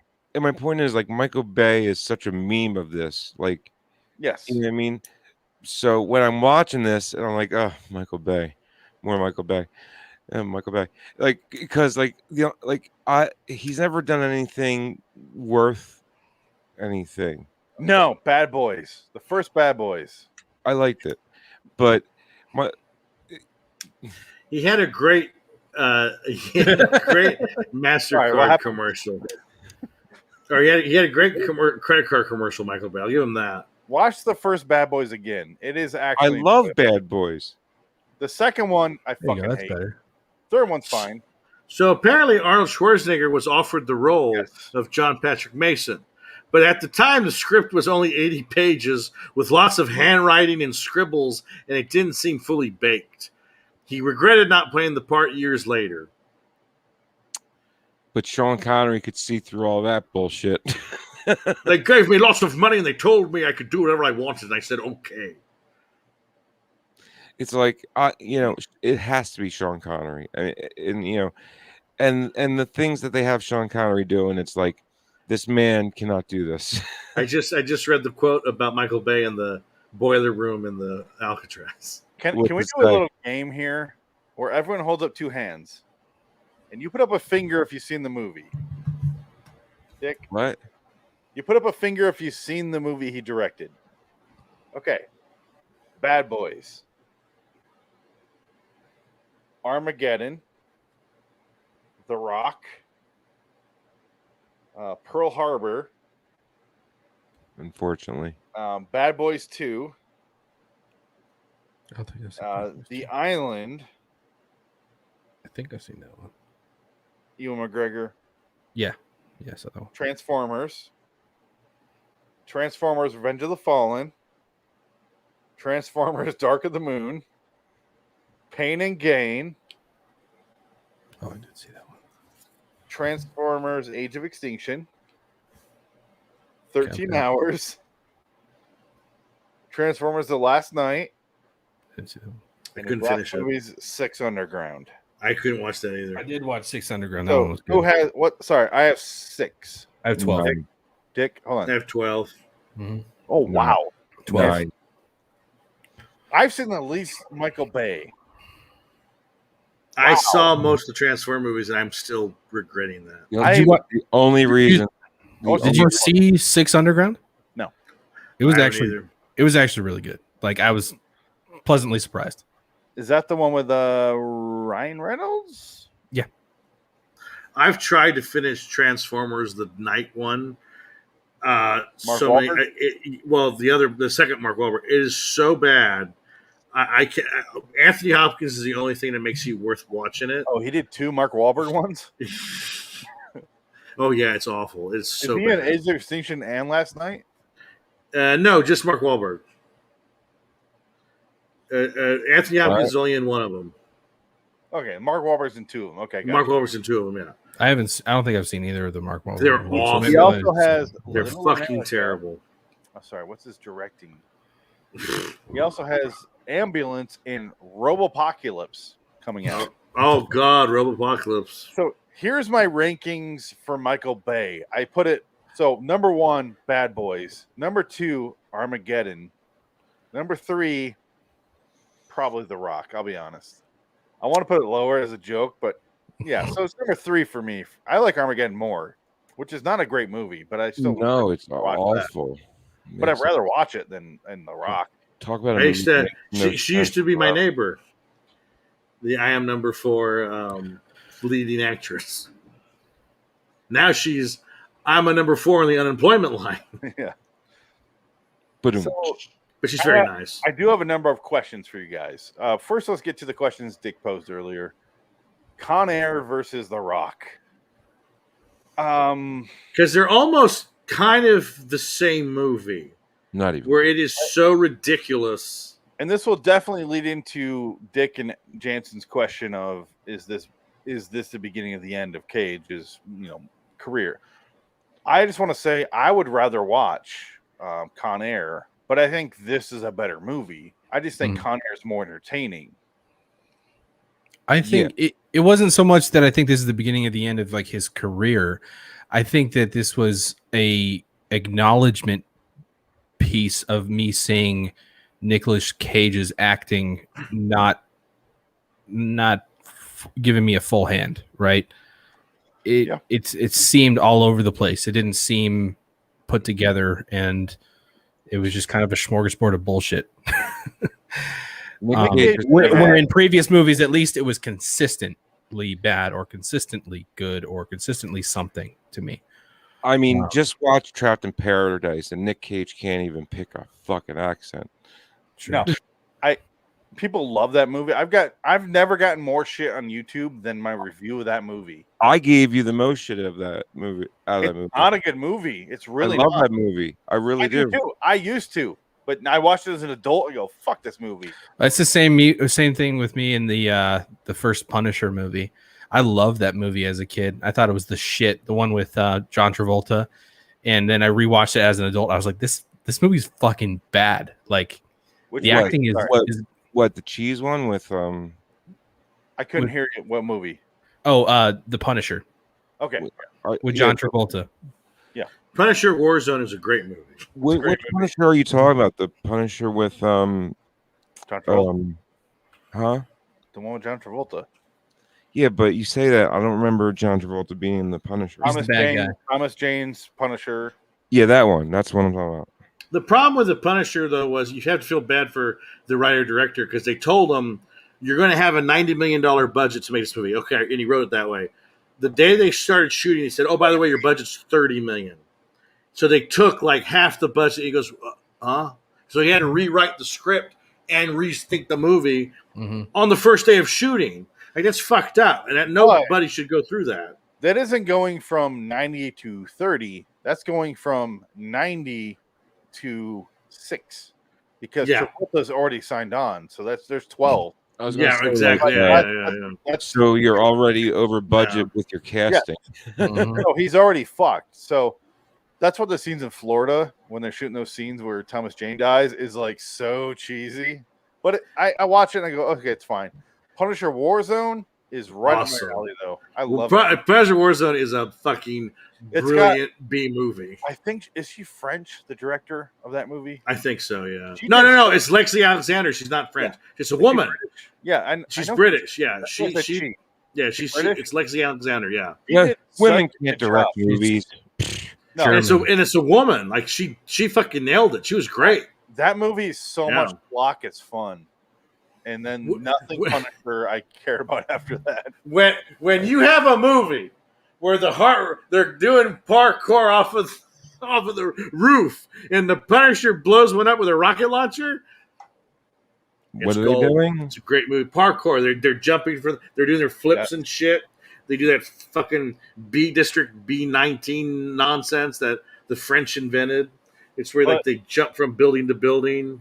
It's funny because on IMDb, the Punisher Warzone has a lower rating than the original Punisher. Yeah, I know, because people are stupid. For sure. Because it doesn't have Thomas Jane and actors. It has Ray, what's his fucking name? Stevenson. Ray Stevenson and nobody else. Yeah. But when Ray Stevenson punches, nobody at all. When Ray Stevenson uses his fist and punches through a man's face because his nose is hauled out from those cocaine use. That's a great movie. It's got Wayne Knight in it, though. He plays Microchip. Well, Jansen, speaking of Dexter, it's got Ray Stevenson. He's in there, but people do parkour into the room and then shotgun. The first thing they see. That movie is fucking hilarious for all the wrong reasons. It's a B movie and it's enjoyable. When Jigsaw's getting all the gangs together and he's like, "You gotta come join us," and they have like the American flag in the background and he's being pat. It's hilarious. I don't want to pitch another podcast, but if you want, I definitely recommend How Did This Get Made? They have an episode with Lexi Alexander on there. It's one of their first episodes they ever did. And she just goes, here's all the cards on the table. It's bad, but I made it as best I could with the budget I had. And you just realize she just made a badass movie for us. Yeah. And I went from hating the movie to going, she's right. That's what she could do. She made a fun movie. It's terrible. Well, and see, that's kind of how I felt about the original Punisher movie as a kid, because it was like gritty and like raw and like some of the acting is garbage, but like it felt visceral and like I really enjoyed it as a kid. It was the first like really like bloody shoot 'em up movie that I ever really watched as a kid, aside from like The Matrix, which is not really bloody or anything, but it's got a lot of guns or whatever. Little too much of Rebecca Romaine and Ben, what's his name? Foster. With the piercings everywhere. Yeah, Ben Foster. Yeah. Great actor. But it was Great awkward. actor, but it was awkward, right? And it made you like feel something and like kind of like get grossed out and like But I like That's what I like about it. I really like the storyline of there's a weirdo next door who looks like he's killing people every night, and that's kind of where you watch the movie from. And doesn't eat but drinks whiskey. Yes. But the problem is they didn't commit to that outside premise enough, where you're just watching him through the door, and like someone goes and spies on him. They're completely disconnected from the entire storyline. Yeah, and when Punisher Dirty Laundry is like, sorry, The Rock, yeah. No, but I mean it's comparable because The Rock is schlock. It is schlock on another level. It almost approaches schlock, and then it just goes, no, we're a big action movie. Yeah, and you're like, we're Michael Bay, Don Armageddon. Simpson. Why I like it more because it just goes, we're fucking schlock. We're Roland Emmerich schlock.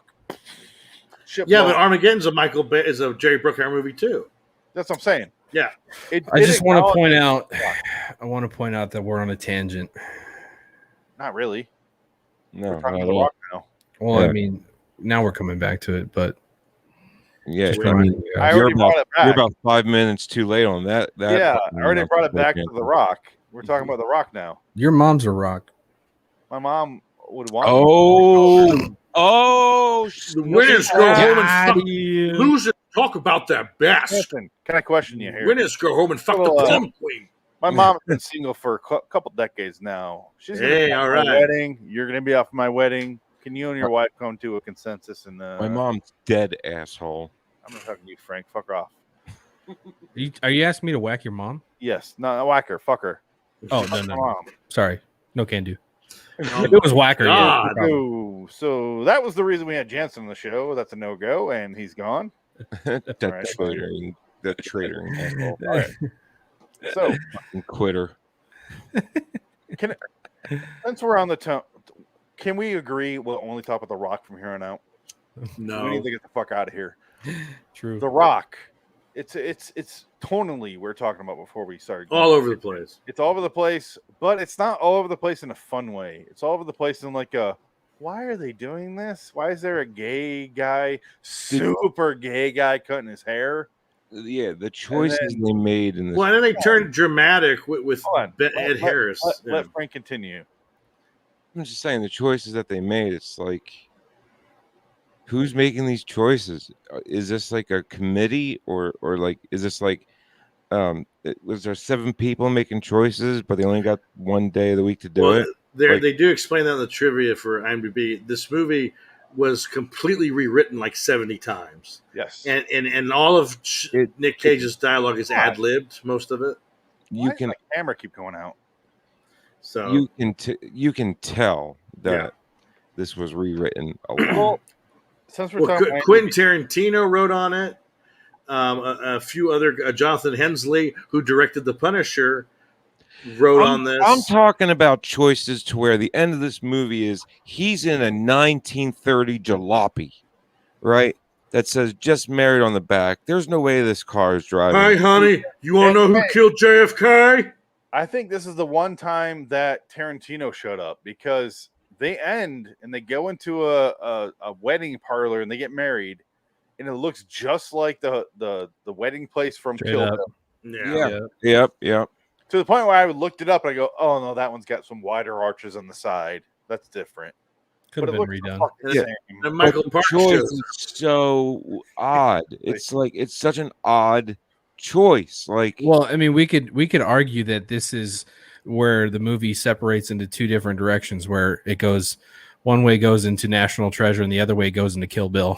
Yes. And also you have the villains. You have Ed Harris and McGinley, and because they have their reasons to be doing this. And then David Morris is in it too. He's the other guy. Yeah. And then it's Tony Todd and the other guy turn on him because they're just like, we're not going to do this anymore. He goes, what the fuck are you talking about? What the fuck? Tony Todd gets all mad. Yes. And then they turn on, they kill all the colonels and all his guys. So it's kind of an interesting twist. Thank you. Yeah. I definitely want to talk about that because my favorite part of this entire movie is all the Ed Harris stuff. Yeah. He was great. He's fascinating to me. You mean the Ed Helms stuff? Ed Helms is great. But all his stuff is super fucking interesting. And the rest of it, Agree. I don't really care. No. I'd like to. It's those one-off moments that he has facing the camera talking to that like committee or whatever, you know what I mean? And it's like so intense, and you're like, man, this is Ed Harris. Like this is the shit I want. Funny you bring that up because Ed Harris hated the close-ups. Really? Hated close-ups. He goes, I act with my entire body. Why are you shooting a close-up? So he hated Michael Bay. It's like. But then the Truman Show, he had a lot of close-ups. So what the fuck is he talking about? Well, it depends on the role. He's in a chair in the Truman Show. Yeah, but still, he's acting with his whole body. He's acting. Period. Maybe he hated it then. I don't know. I didn't look into it. Yeah, I'm gonna call Ed and ask him what the deal is. Ed Harris is, but I have Ed Helms' number, so it's the wrong guy.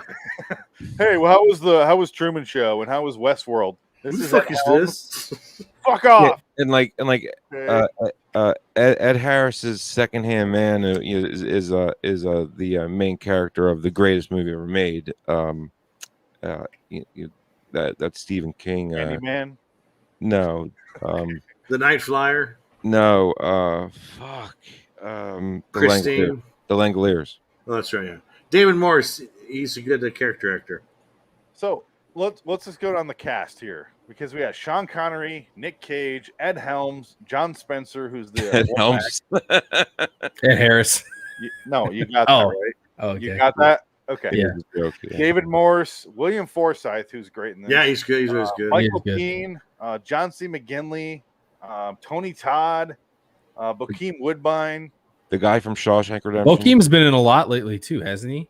Yeah, he works a lot. Bokeem's been in a fucking lot. He's in Spencer Confidential on Netflix. Saw that the other day. I never saw that. He's in it. He's good. He's actually really good in it. The movie's not very good. Fargo. Yeah. Yeah. He works a lot. David Morris is great. He's in a ton of my favorite stuff. But Ed Harris is a very underrated actor, if you ask me. I was going to say, he's probably the most underrated actor in Hollywood because nobody talks about him. Nobody ever gives him credit. He's my favorite part of this schlock movie. Mm-hmm. He's in Westworld. He's my favorite character in that show. His acting in Westworld is next level. It's next level. He makes everyone else look stupid in that show. Mm-hmm. And he's also in like Beautiful Mind, and he's imaginary in that movie, and he still outshines Russell Crowe. Right. The guy's fucking awesome. Yeah, he really is. I feel like he's gotten. I don't know if he's ever won an Oscar. I don't think. Come on, he got the astronauts back home in politics. Yeah, and I feel like people go, "That's Ed Helms." That's Ed Helms. That time, Jansen, you got me. You broke into my mind. Ed Harris is the astronaut guy who got the astronauts back home. He works in Houston. That's it. But like, he's great in that fucking everything. You know what we have not talked about in this entire movie? So we talking about Nick Cage. Yes, it's because I said this from the beginning. This is not a Nick Cage movie. Like I said, I'm getting to all of your points you made in the opening one at a time, and here we are. Jansen, completely agree. Only I differ on the fact that I don't think it's Sean Connery's movie. I think it's Ed Helms. Damn you, Ed Harris's movie. No, I don't disagree with that. It begins with him. I'm thinking if I'm looking at it from a protagonist perspective, it's Sean Connery's. He is the protagonist, right? And that's why I say it's a Sean Connery movie. Also, he got top billing. Like, I mean, give me a break. He's in the middle. He's in the front. He got top billing. He's the main character. I don't care what anybody else says. Though Tony Todd has the best line in the whole movie, where stupid Nick Cage is saying, "Well, you're the Rocket Man." He goes, "I don't listen to that soft ass shit." I was gonna put Jansen Rocket Man Carlin tonight. Why didn't you? I forgot. You're the Rocket Man. You're the Rocket Man. It's you. You're the Rocket Man. You're the Rocket Man. I don't like that soft ass shit. You a-hole. You're a bunch of effing dorks, you a-holes. Dumb idiots. Dumb. And then You're let's not forget Nick Cage. So is this the beginning of the quirky action hero? No. What would you say is the first? The death of it. Well, because this is like the character. It's Nick Cage. He's a scientist. He's not an action hero. He's a scientist chosen to do this job because of the virus. And he collects vinyl records. Even the year before. I just want to say though, right? Broken Arrow was quirkier. Yeah, but I just want to say, I just want to say that Nick Cage's skills are extremely specialized, and then they do not cross paths with each other. You're either a biochemical like super geek, or you're a demolition. Isn't this the same year as Broken Arrow though? No. I love Broken Arrow. Broken Arrow is 95. Actually, you might be. It might be 96. I don't know. I gotta look that up. I'm kind of curious. I'm looking at it right now. Yeah, look that up. You probably it is the same year, right? I don't know. Rock is 96. They're both 96. Well, there you go. There you go. No, I would rather watch Broken Arrow 15 times in a row than The Rock. Same. Really? That's interesting. Definitely. I like Broken Arrow a lot. Yes, so do I. Yeah. That was one of the first action movies my mom showed me that she loved because she loves John Travolta. I love Broken Arrow, and then I went to the theater and I saw Face Off, and I go, I know these people. Here we go. And I watched it. I'm like, yes. I watched Face Off in the theater, and I was coming in my pants as a 13-year-old. I was so excited. So when I watched The Rock, I go, nothing. I feel nothing when I watch this movie. Yeah, I never saw The Rock in theater. My mom's a huge Travolta fan, so I've seen Broken Arrow and Face Off like 13 times with her alone. What, Urban Cowboy? Negative. Yes, definitely. Never seen it. Has commented, R.I.P. Adam. Mm-hmm. True. All right, I wrote this.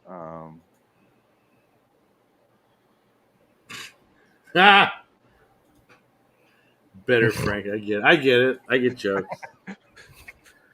All right. Does this have a soundtrack like Con Air though? I didn't like. Does it have that twangy guitar riff in this movie? No, that was Broken Arrow. Was that I don't Broken think Arrow? I really noticed the soundtrack of this movie. Like bow near near bow near near. That's Con Air. Yeah, it's I don't know. one of those movies. It's the Bruckheimer movies. Definitely like have that music, twangy guitar. Lethal Weapon. Wow, wow. It's like, oh, stop it. Face Off has In Excess though. Getting too old In for Excess, this shit. but barely. No, it's barely. But I still like that song though. It's a good song. Yeah, they hung at the rest early. Because he jerked off and hung himself. Yeah. Just like David Carradine. All then hung themselves out. Just like Kill Bill. It's all full circle. Yeah. How many different color filters do they put on this movie? It's not a Michael Mann movie. I saw red. I saw green. Green a lot. Yeah, green and blue dominated this movie. Because the island's just so fucking bitching. Anytime their subsurface is just green. Yeah. Green filters means below the surface. Above is red, orange, daylight colors. Mainland was blue. Sean Connery didn't want to go back and forth from the island, so they built him a cabin on Alcatraz. Yeah, I would have too. I'm not going back and forth with yourself. Okay. Do you know that the natives called Alcatraz Bird Island? Did you know it used to be a Civil War fort? Dick. You know, they wrote that song about those Indians that tried to escape there, that wonderful rock and roll song. Did you know we need to wrap this shit up? Dick, this is our second episode talking about Alcatraz. Yes, it is. A couple weeks ago, we did Birdman of Alcatraz, a Frankenheimer movie. John Frankenheimer film. Yeah. It was good. It's just complete fiction, but it was good. Yes. Agreed. If you're going to do a movie called that at a real place, it should not be fiction. I have a couple speed round for you guys. Couple right. questions. Does the not swearing for Nick Cage's character until he kills? He only swears when he kills. Does that work for you, Dick? It's fine. Didn't care. Didn't Jansen? get it. I couldn't say that I noticed it actively. Frank, I think it's on brand for the character. Frank?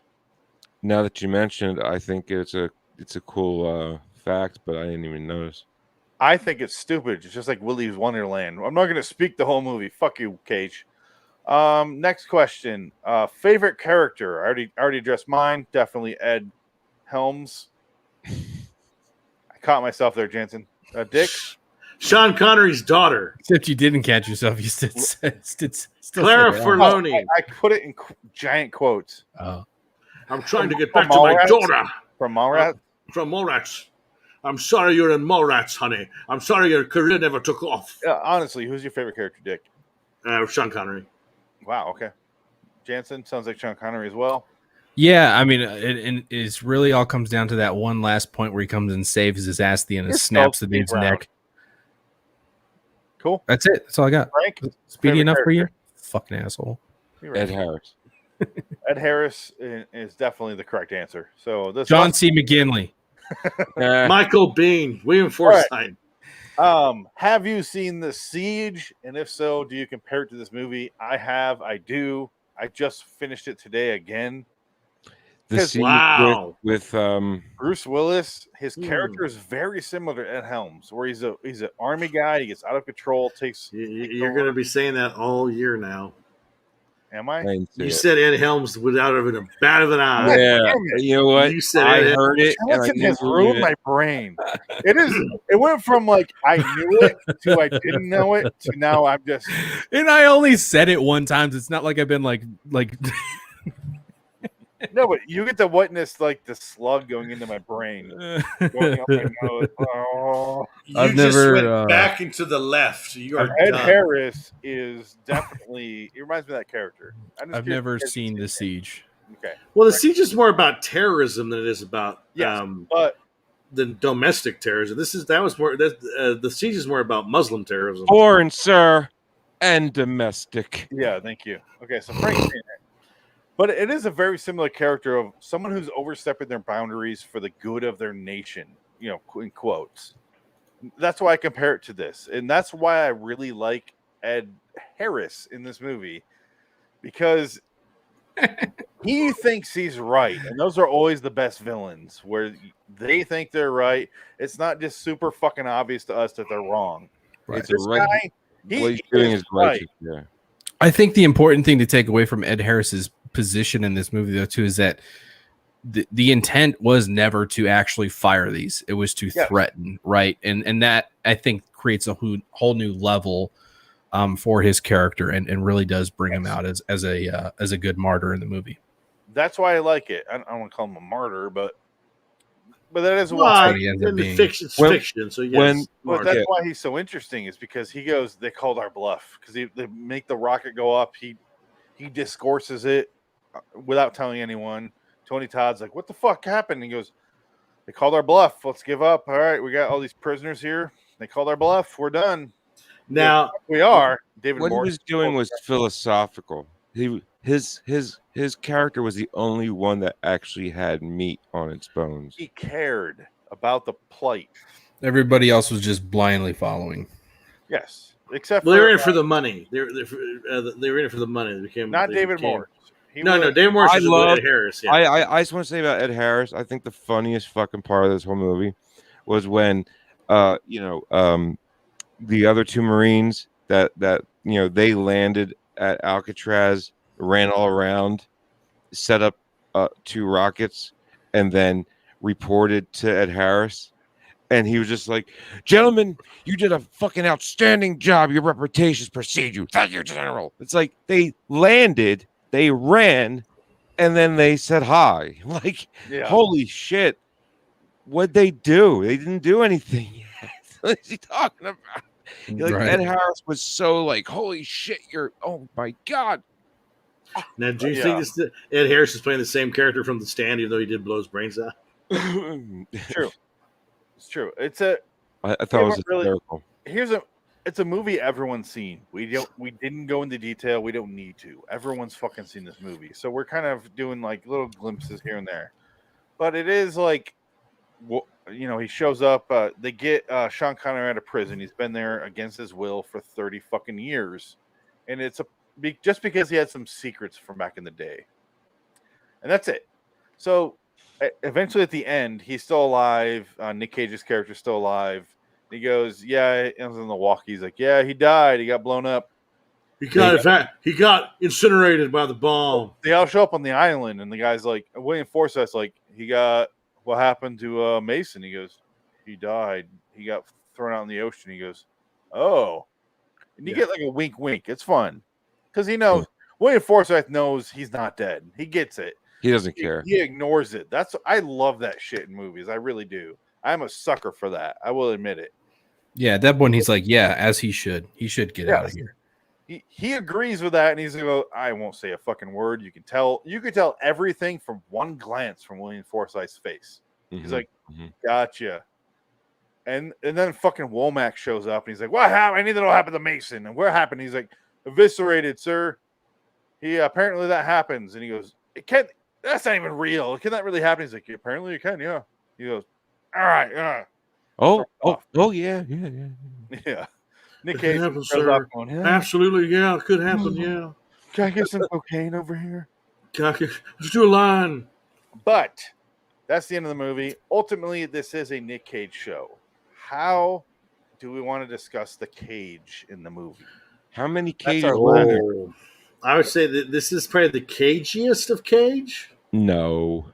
I don't know. This could be because he plays the part. Frank, hold on. Let him find his cage. He plays the part. Everyone has their own cage. He is ad-libbing the whole movie. He decides to ad-lib with no cursing unless he kills somebody. Okay. I'm just saying that's his character choice. Because I guess if you kill somebody, the sin of cursing is okay. I don't know. After you murder someone, I guess you can say fuck. I don't know. In his brain, I guess that's the case. But a-hole. A-hole, cut choo chat, a-hole. Well, trying to find any inspiration to draw from to make him play this character is insane. Well, he's so over the. I mean, he's over the top in everything. Obviously, yeah. He's more restrained in this because I think he's figuring out the action star status. He's figuring out. Oh, wait a minute! I could play it like this to 11 and get away with it because I can just say it's the schlock, it's the fun of the genre, which is what he's doing. Because you see him in these movies, he's awful. You see him in movies like Adaptation, he's really good. So he goes from like bad to good within like one movie. It's like, how does he do that? Like, I really liked him in Lord of War. I thought it was great in it. Lord of War is more of a serious movie. Exactly. Yeah. I picked that because it's my favorite Nick Cage movie, other than Face Off. It's a good movie. Okay, so that's where that's where Dick feels. That's the Dick feel. Rock hard Dick feel. Jansen, what do you feel about Cage in this movie in particular? I don't think I necessarily agree with Dick. I don't think Nick Cage gave 2 seconds thought to what he was going to do in this movie. I think he showed up and I think he played himself and did his normal thing, and has really settled into this just awkward delivery that literally starts in the beginning of the movie when they're having the conversation between him and his girlfriend. Right? It's throughout. It resonates throughout the whole movie. He has his ups and downs and everything, and he goes a little off the handle, but I think he's full Nick Cage throughout the whole thing. Frank? What do you mean, huh? We spent 10 minutes. Okay. Cage in the movie. How do you feel? I mean, he's Nick Cage.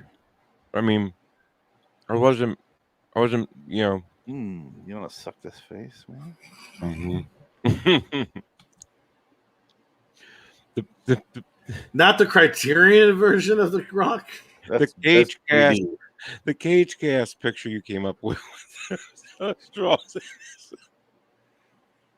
Continue. Now, see, I would have liked to have seen the character that. I want to answer this question with Phoenix, if I may. Please do. I'm waiting for it. Yeah, Phoenix. please get to it. That'd be great. How many different Cages exist in this movie? In this movie, you got Quirk Cage a little bit. A little bit.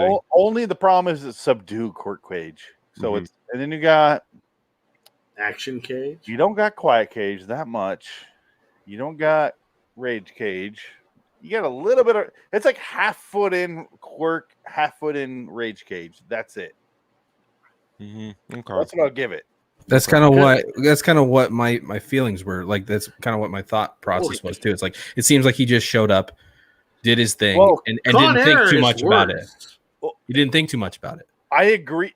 I'm going to acknowledge both your things you just said there in a second, guys. Let Frank finish here, and then we'll get to that because you both have great points. No, I mean, but he's also got great actor Cage, and then he's got really bad actor Cage. Well, that's a whole different thing. I don't think that's ever been decided if he's a good or bad actor, right? He's a great actor. He's a great actor. No, he's been in some stuff that's amazing. Yes. I mean, he's been good in stuff, yes. He's been really bad, too. Yes. Well, no. Right, but I also think to an extent, he's been good. He's been good and great in things that lend themselves to Nick Cage's type of acting, right? You can make that argument for Johnny Depp. Yes. True. That Johnny Depp has always been a bad actor. Here's the thing with Cage. If you let Cage decide too many things, he's bad. If you direct Cage towards your vision, he's good. Other than that, he's just Nicolas Cage. Yeah, and this movie, they let him do too much. And that's why I'm going to go against what Jansen said. That's why I'm going to address both your things here on the right side of the panel. Is Jansen, he actually wrote most of his dialogue.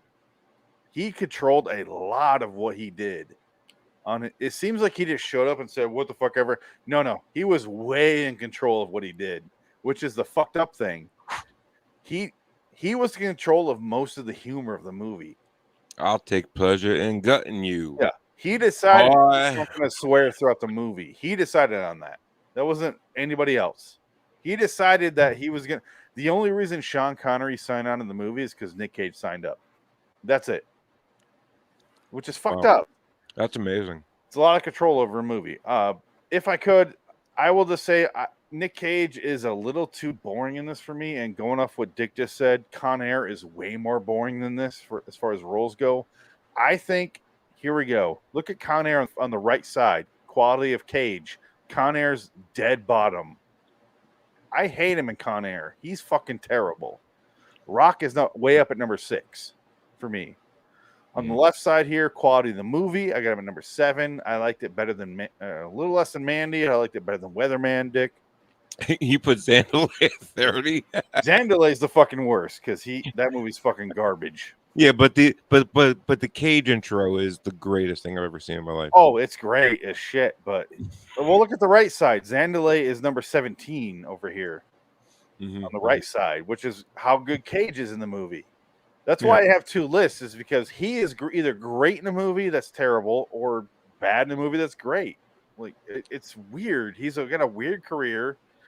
And that's why when we try to decipher, I hate to get too existential on it. It's like, how do you decipher how great he is versus the movie? And that's why I have 2 lists of kind of how do you... You don't have Ghost Rider on neither one. I haven't watched it yet on the show. My God. Hold on. I got to ask a real quick question. I'm so confused on how Mom and Dad is so high up on these lists.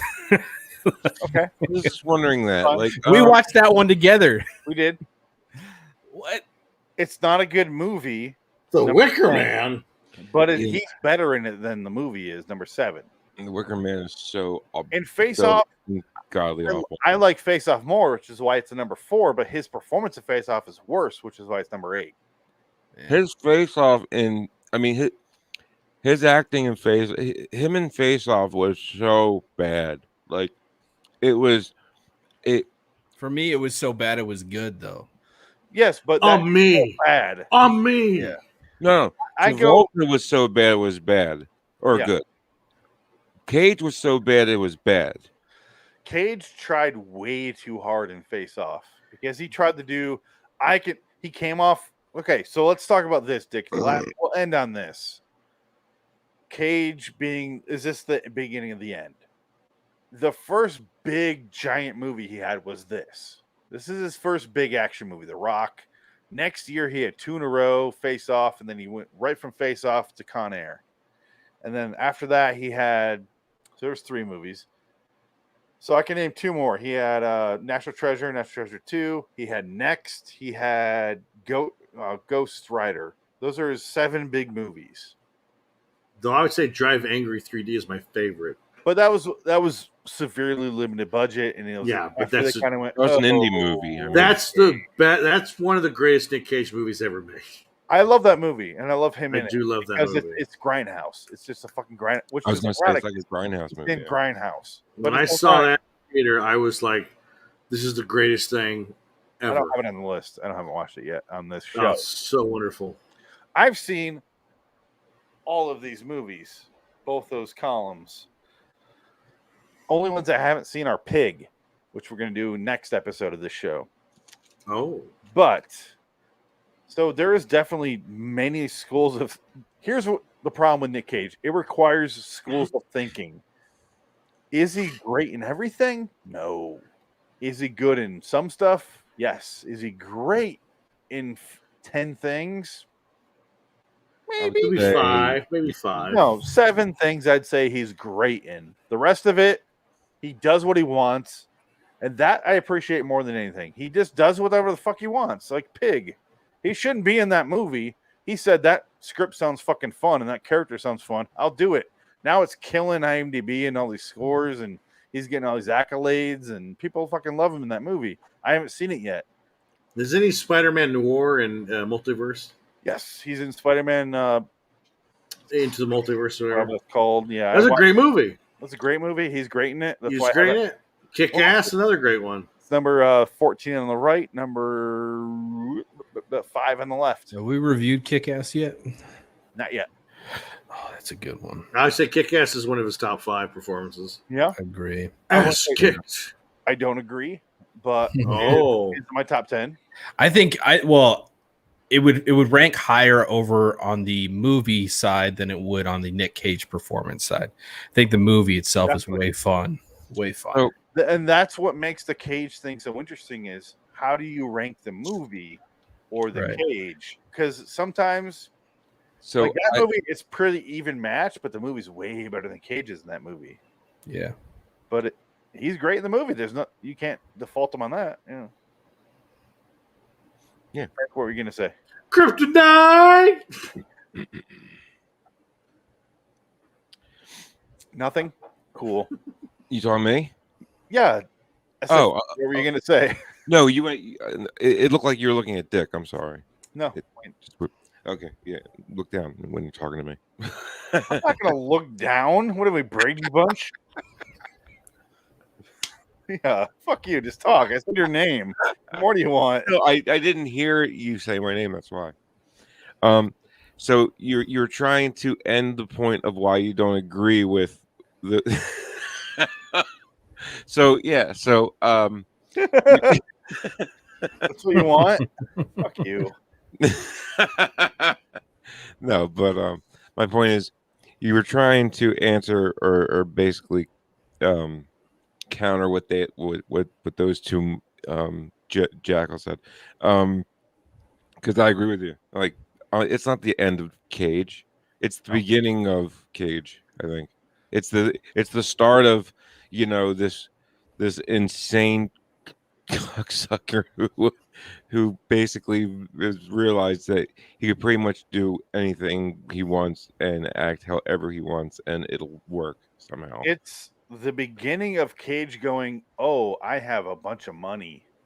Let's not pay taxes on that money." And then it becomes, I have to work in Bulgaria for 15 years. Here I go. We're making 75 movies over 4.5 years in Bulgaria and Hungary. Thank God for Bollywood. Turkey and a bunch of shit. And then it's Cage now going, my taxes are paid off. I don't have a drug addiction. I want to make whatever the fuck I want now. I just want to do whatever's interesting. I'm done getting married every 30 seconds, even though he just got married again. Did he really? He He did. get divorced in 10 months and lose half his money again. Yeah, it's not that Asian girl that he fucking married before. Oh, man. I married a waitress. You think that's a bad idea? As much as like I like to make fun of myself, and obviously I definitely am a target for this. People send me Nick Cage shit all the time. I wonder why. I don't give a shit about the man personally. I really don't. I don't want to. Like, he got married. I don't know. You have a detail. gigantic Nick Cage head as a bookmark. Gigantic. It's the size of your head. As a bookmark. Yeah, I got it for a specific episode I did. That's Don't you have like a Nick Cage pillow too? A body pillow? How dare you? How dare you? Anyway, no, like I said, I'm an easy target. I don't give a shit. So you sleep with Nick Cage? But no, it's below my desk. But I don't give a shit about him personally. I don't want to know. Jerks off in his mouth. I don't listen to No, him. he's below my desk. I don't listen to anything about him personally. I don't give a shit. So I find it interesting now that he's like in the I don't give a fuck phase, and that's what I like about him now. Is he's like, I agree. Big fuck it, I'll do it. See what happens. Sure. People don't like it. He's just having a good time, and like I think if more actors did that, we'd see a lot more quality overall movies coming out versus just like the blockbuster bullshit that has been. Well, I think about contemporaries like Charlie Sheen. If he did this, he'd be fucking rolling in credits, like rolling in that like, cocaine. Like, and all he cares meth. about is money. He's like, I was in the most successful TV show of all time. Fuck, I don't give a shit. Right. I don't care. Fuck you, I'm not doing that. But like, if you cared to act, you could be in some interesting shit. Which Nick Cage, not every movie's great, but a lot of it's interesting. Right. You're missing out. What was that one we just End of rant. We did Nick Cage. What's the one where he's like a trucker? Oh, that was a while. That was last year. That was that one was so bad. I'm a truck driver. Between Worlds. Between Worlds. Didn't make any fucking sense. I get this shipment over there but to Kansas. It was so interesting, and we couldn't stop watching. That was Yumi and Adam, and that was it. I remember. That was a good one. Yeah. He plays a trucker piece of shit who can't stop. The best part of that is him outside showering with the hose, and that gif that came from that. It's him with a teenage girl spraying off with a hose in the yard while the girl from Run Lola Run is just watching. It's her daughter. Mm-hmm.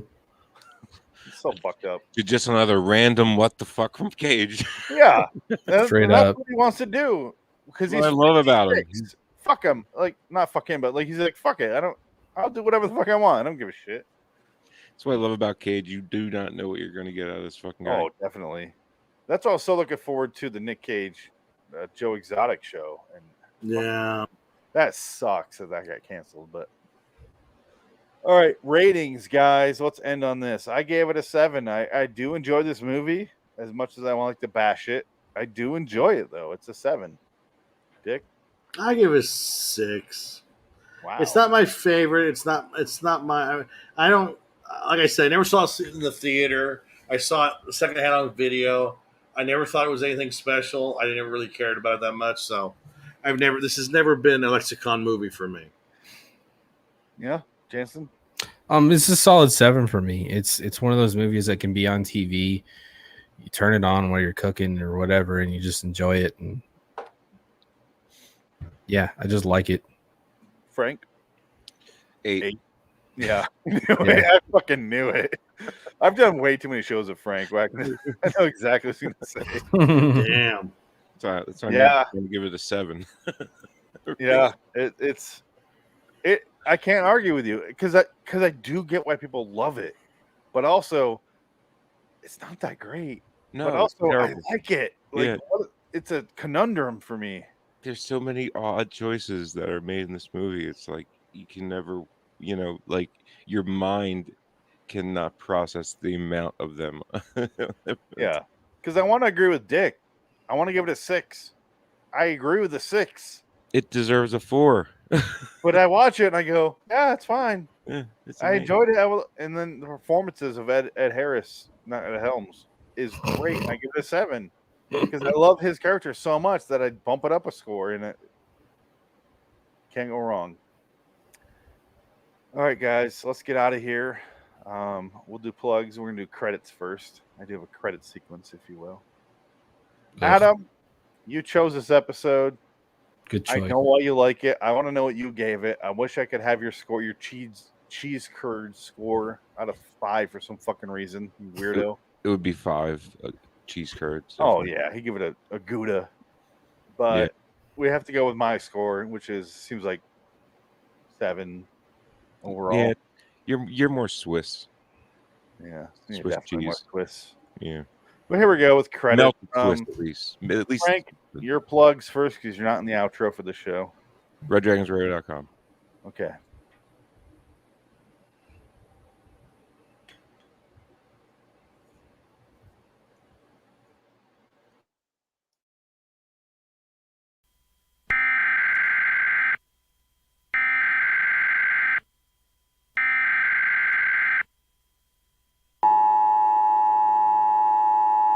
Citizens of Wonderland, rejoice in the fact that we have covered another movie on the show. Go to liwstudios.com for more videos and podcasts. Subscribe to Loitering in Wonderland on YouTube. Search on Amazon for books by Richard Pierce. Until next time, and in the meantime, we are Phoenix West, Dick Dickett and Jansen Carlin. So long, citizens. All hail our glorious leader.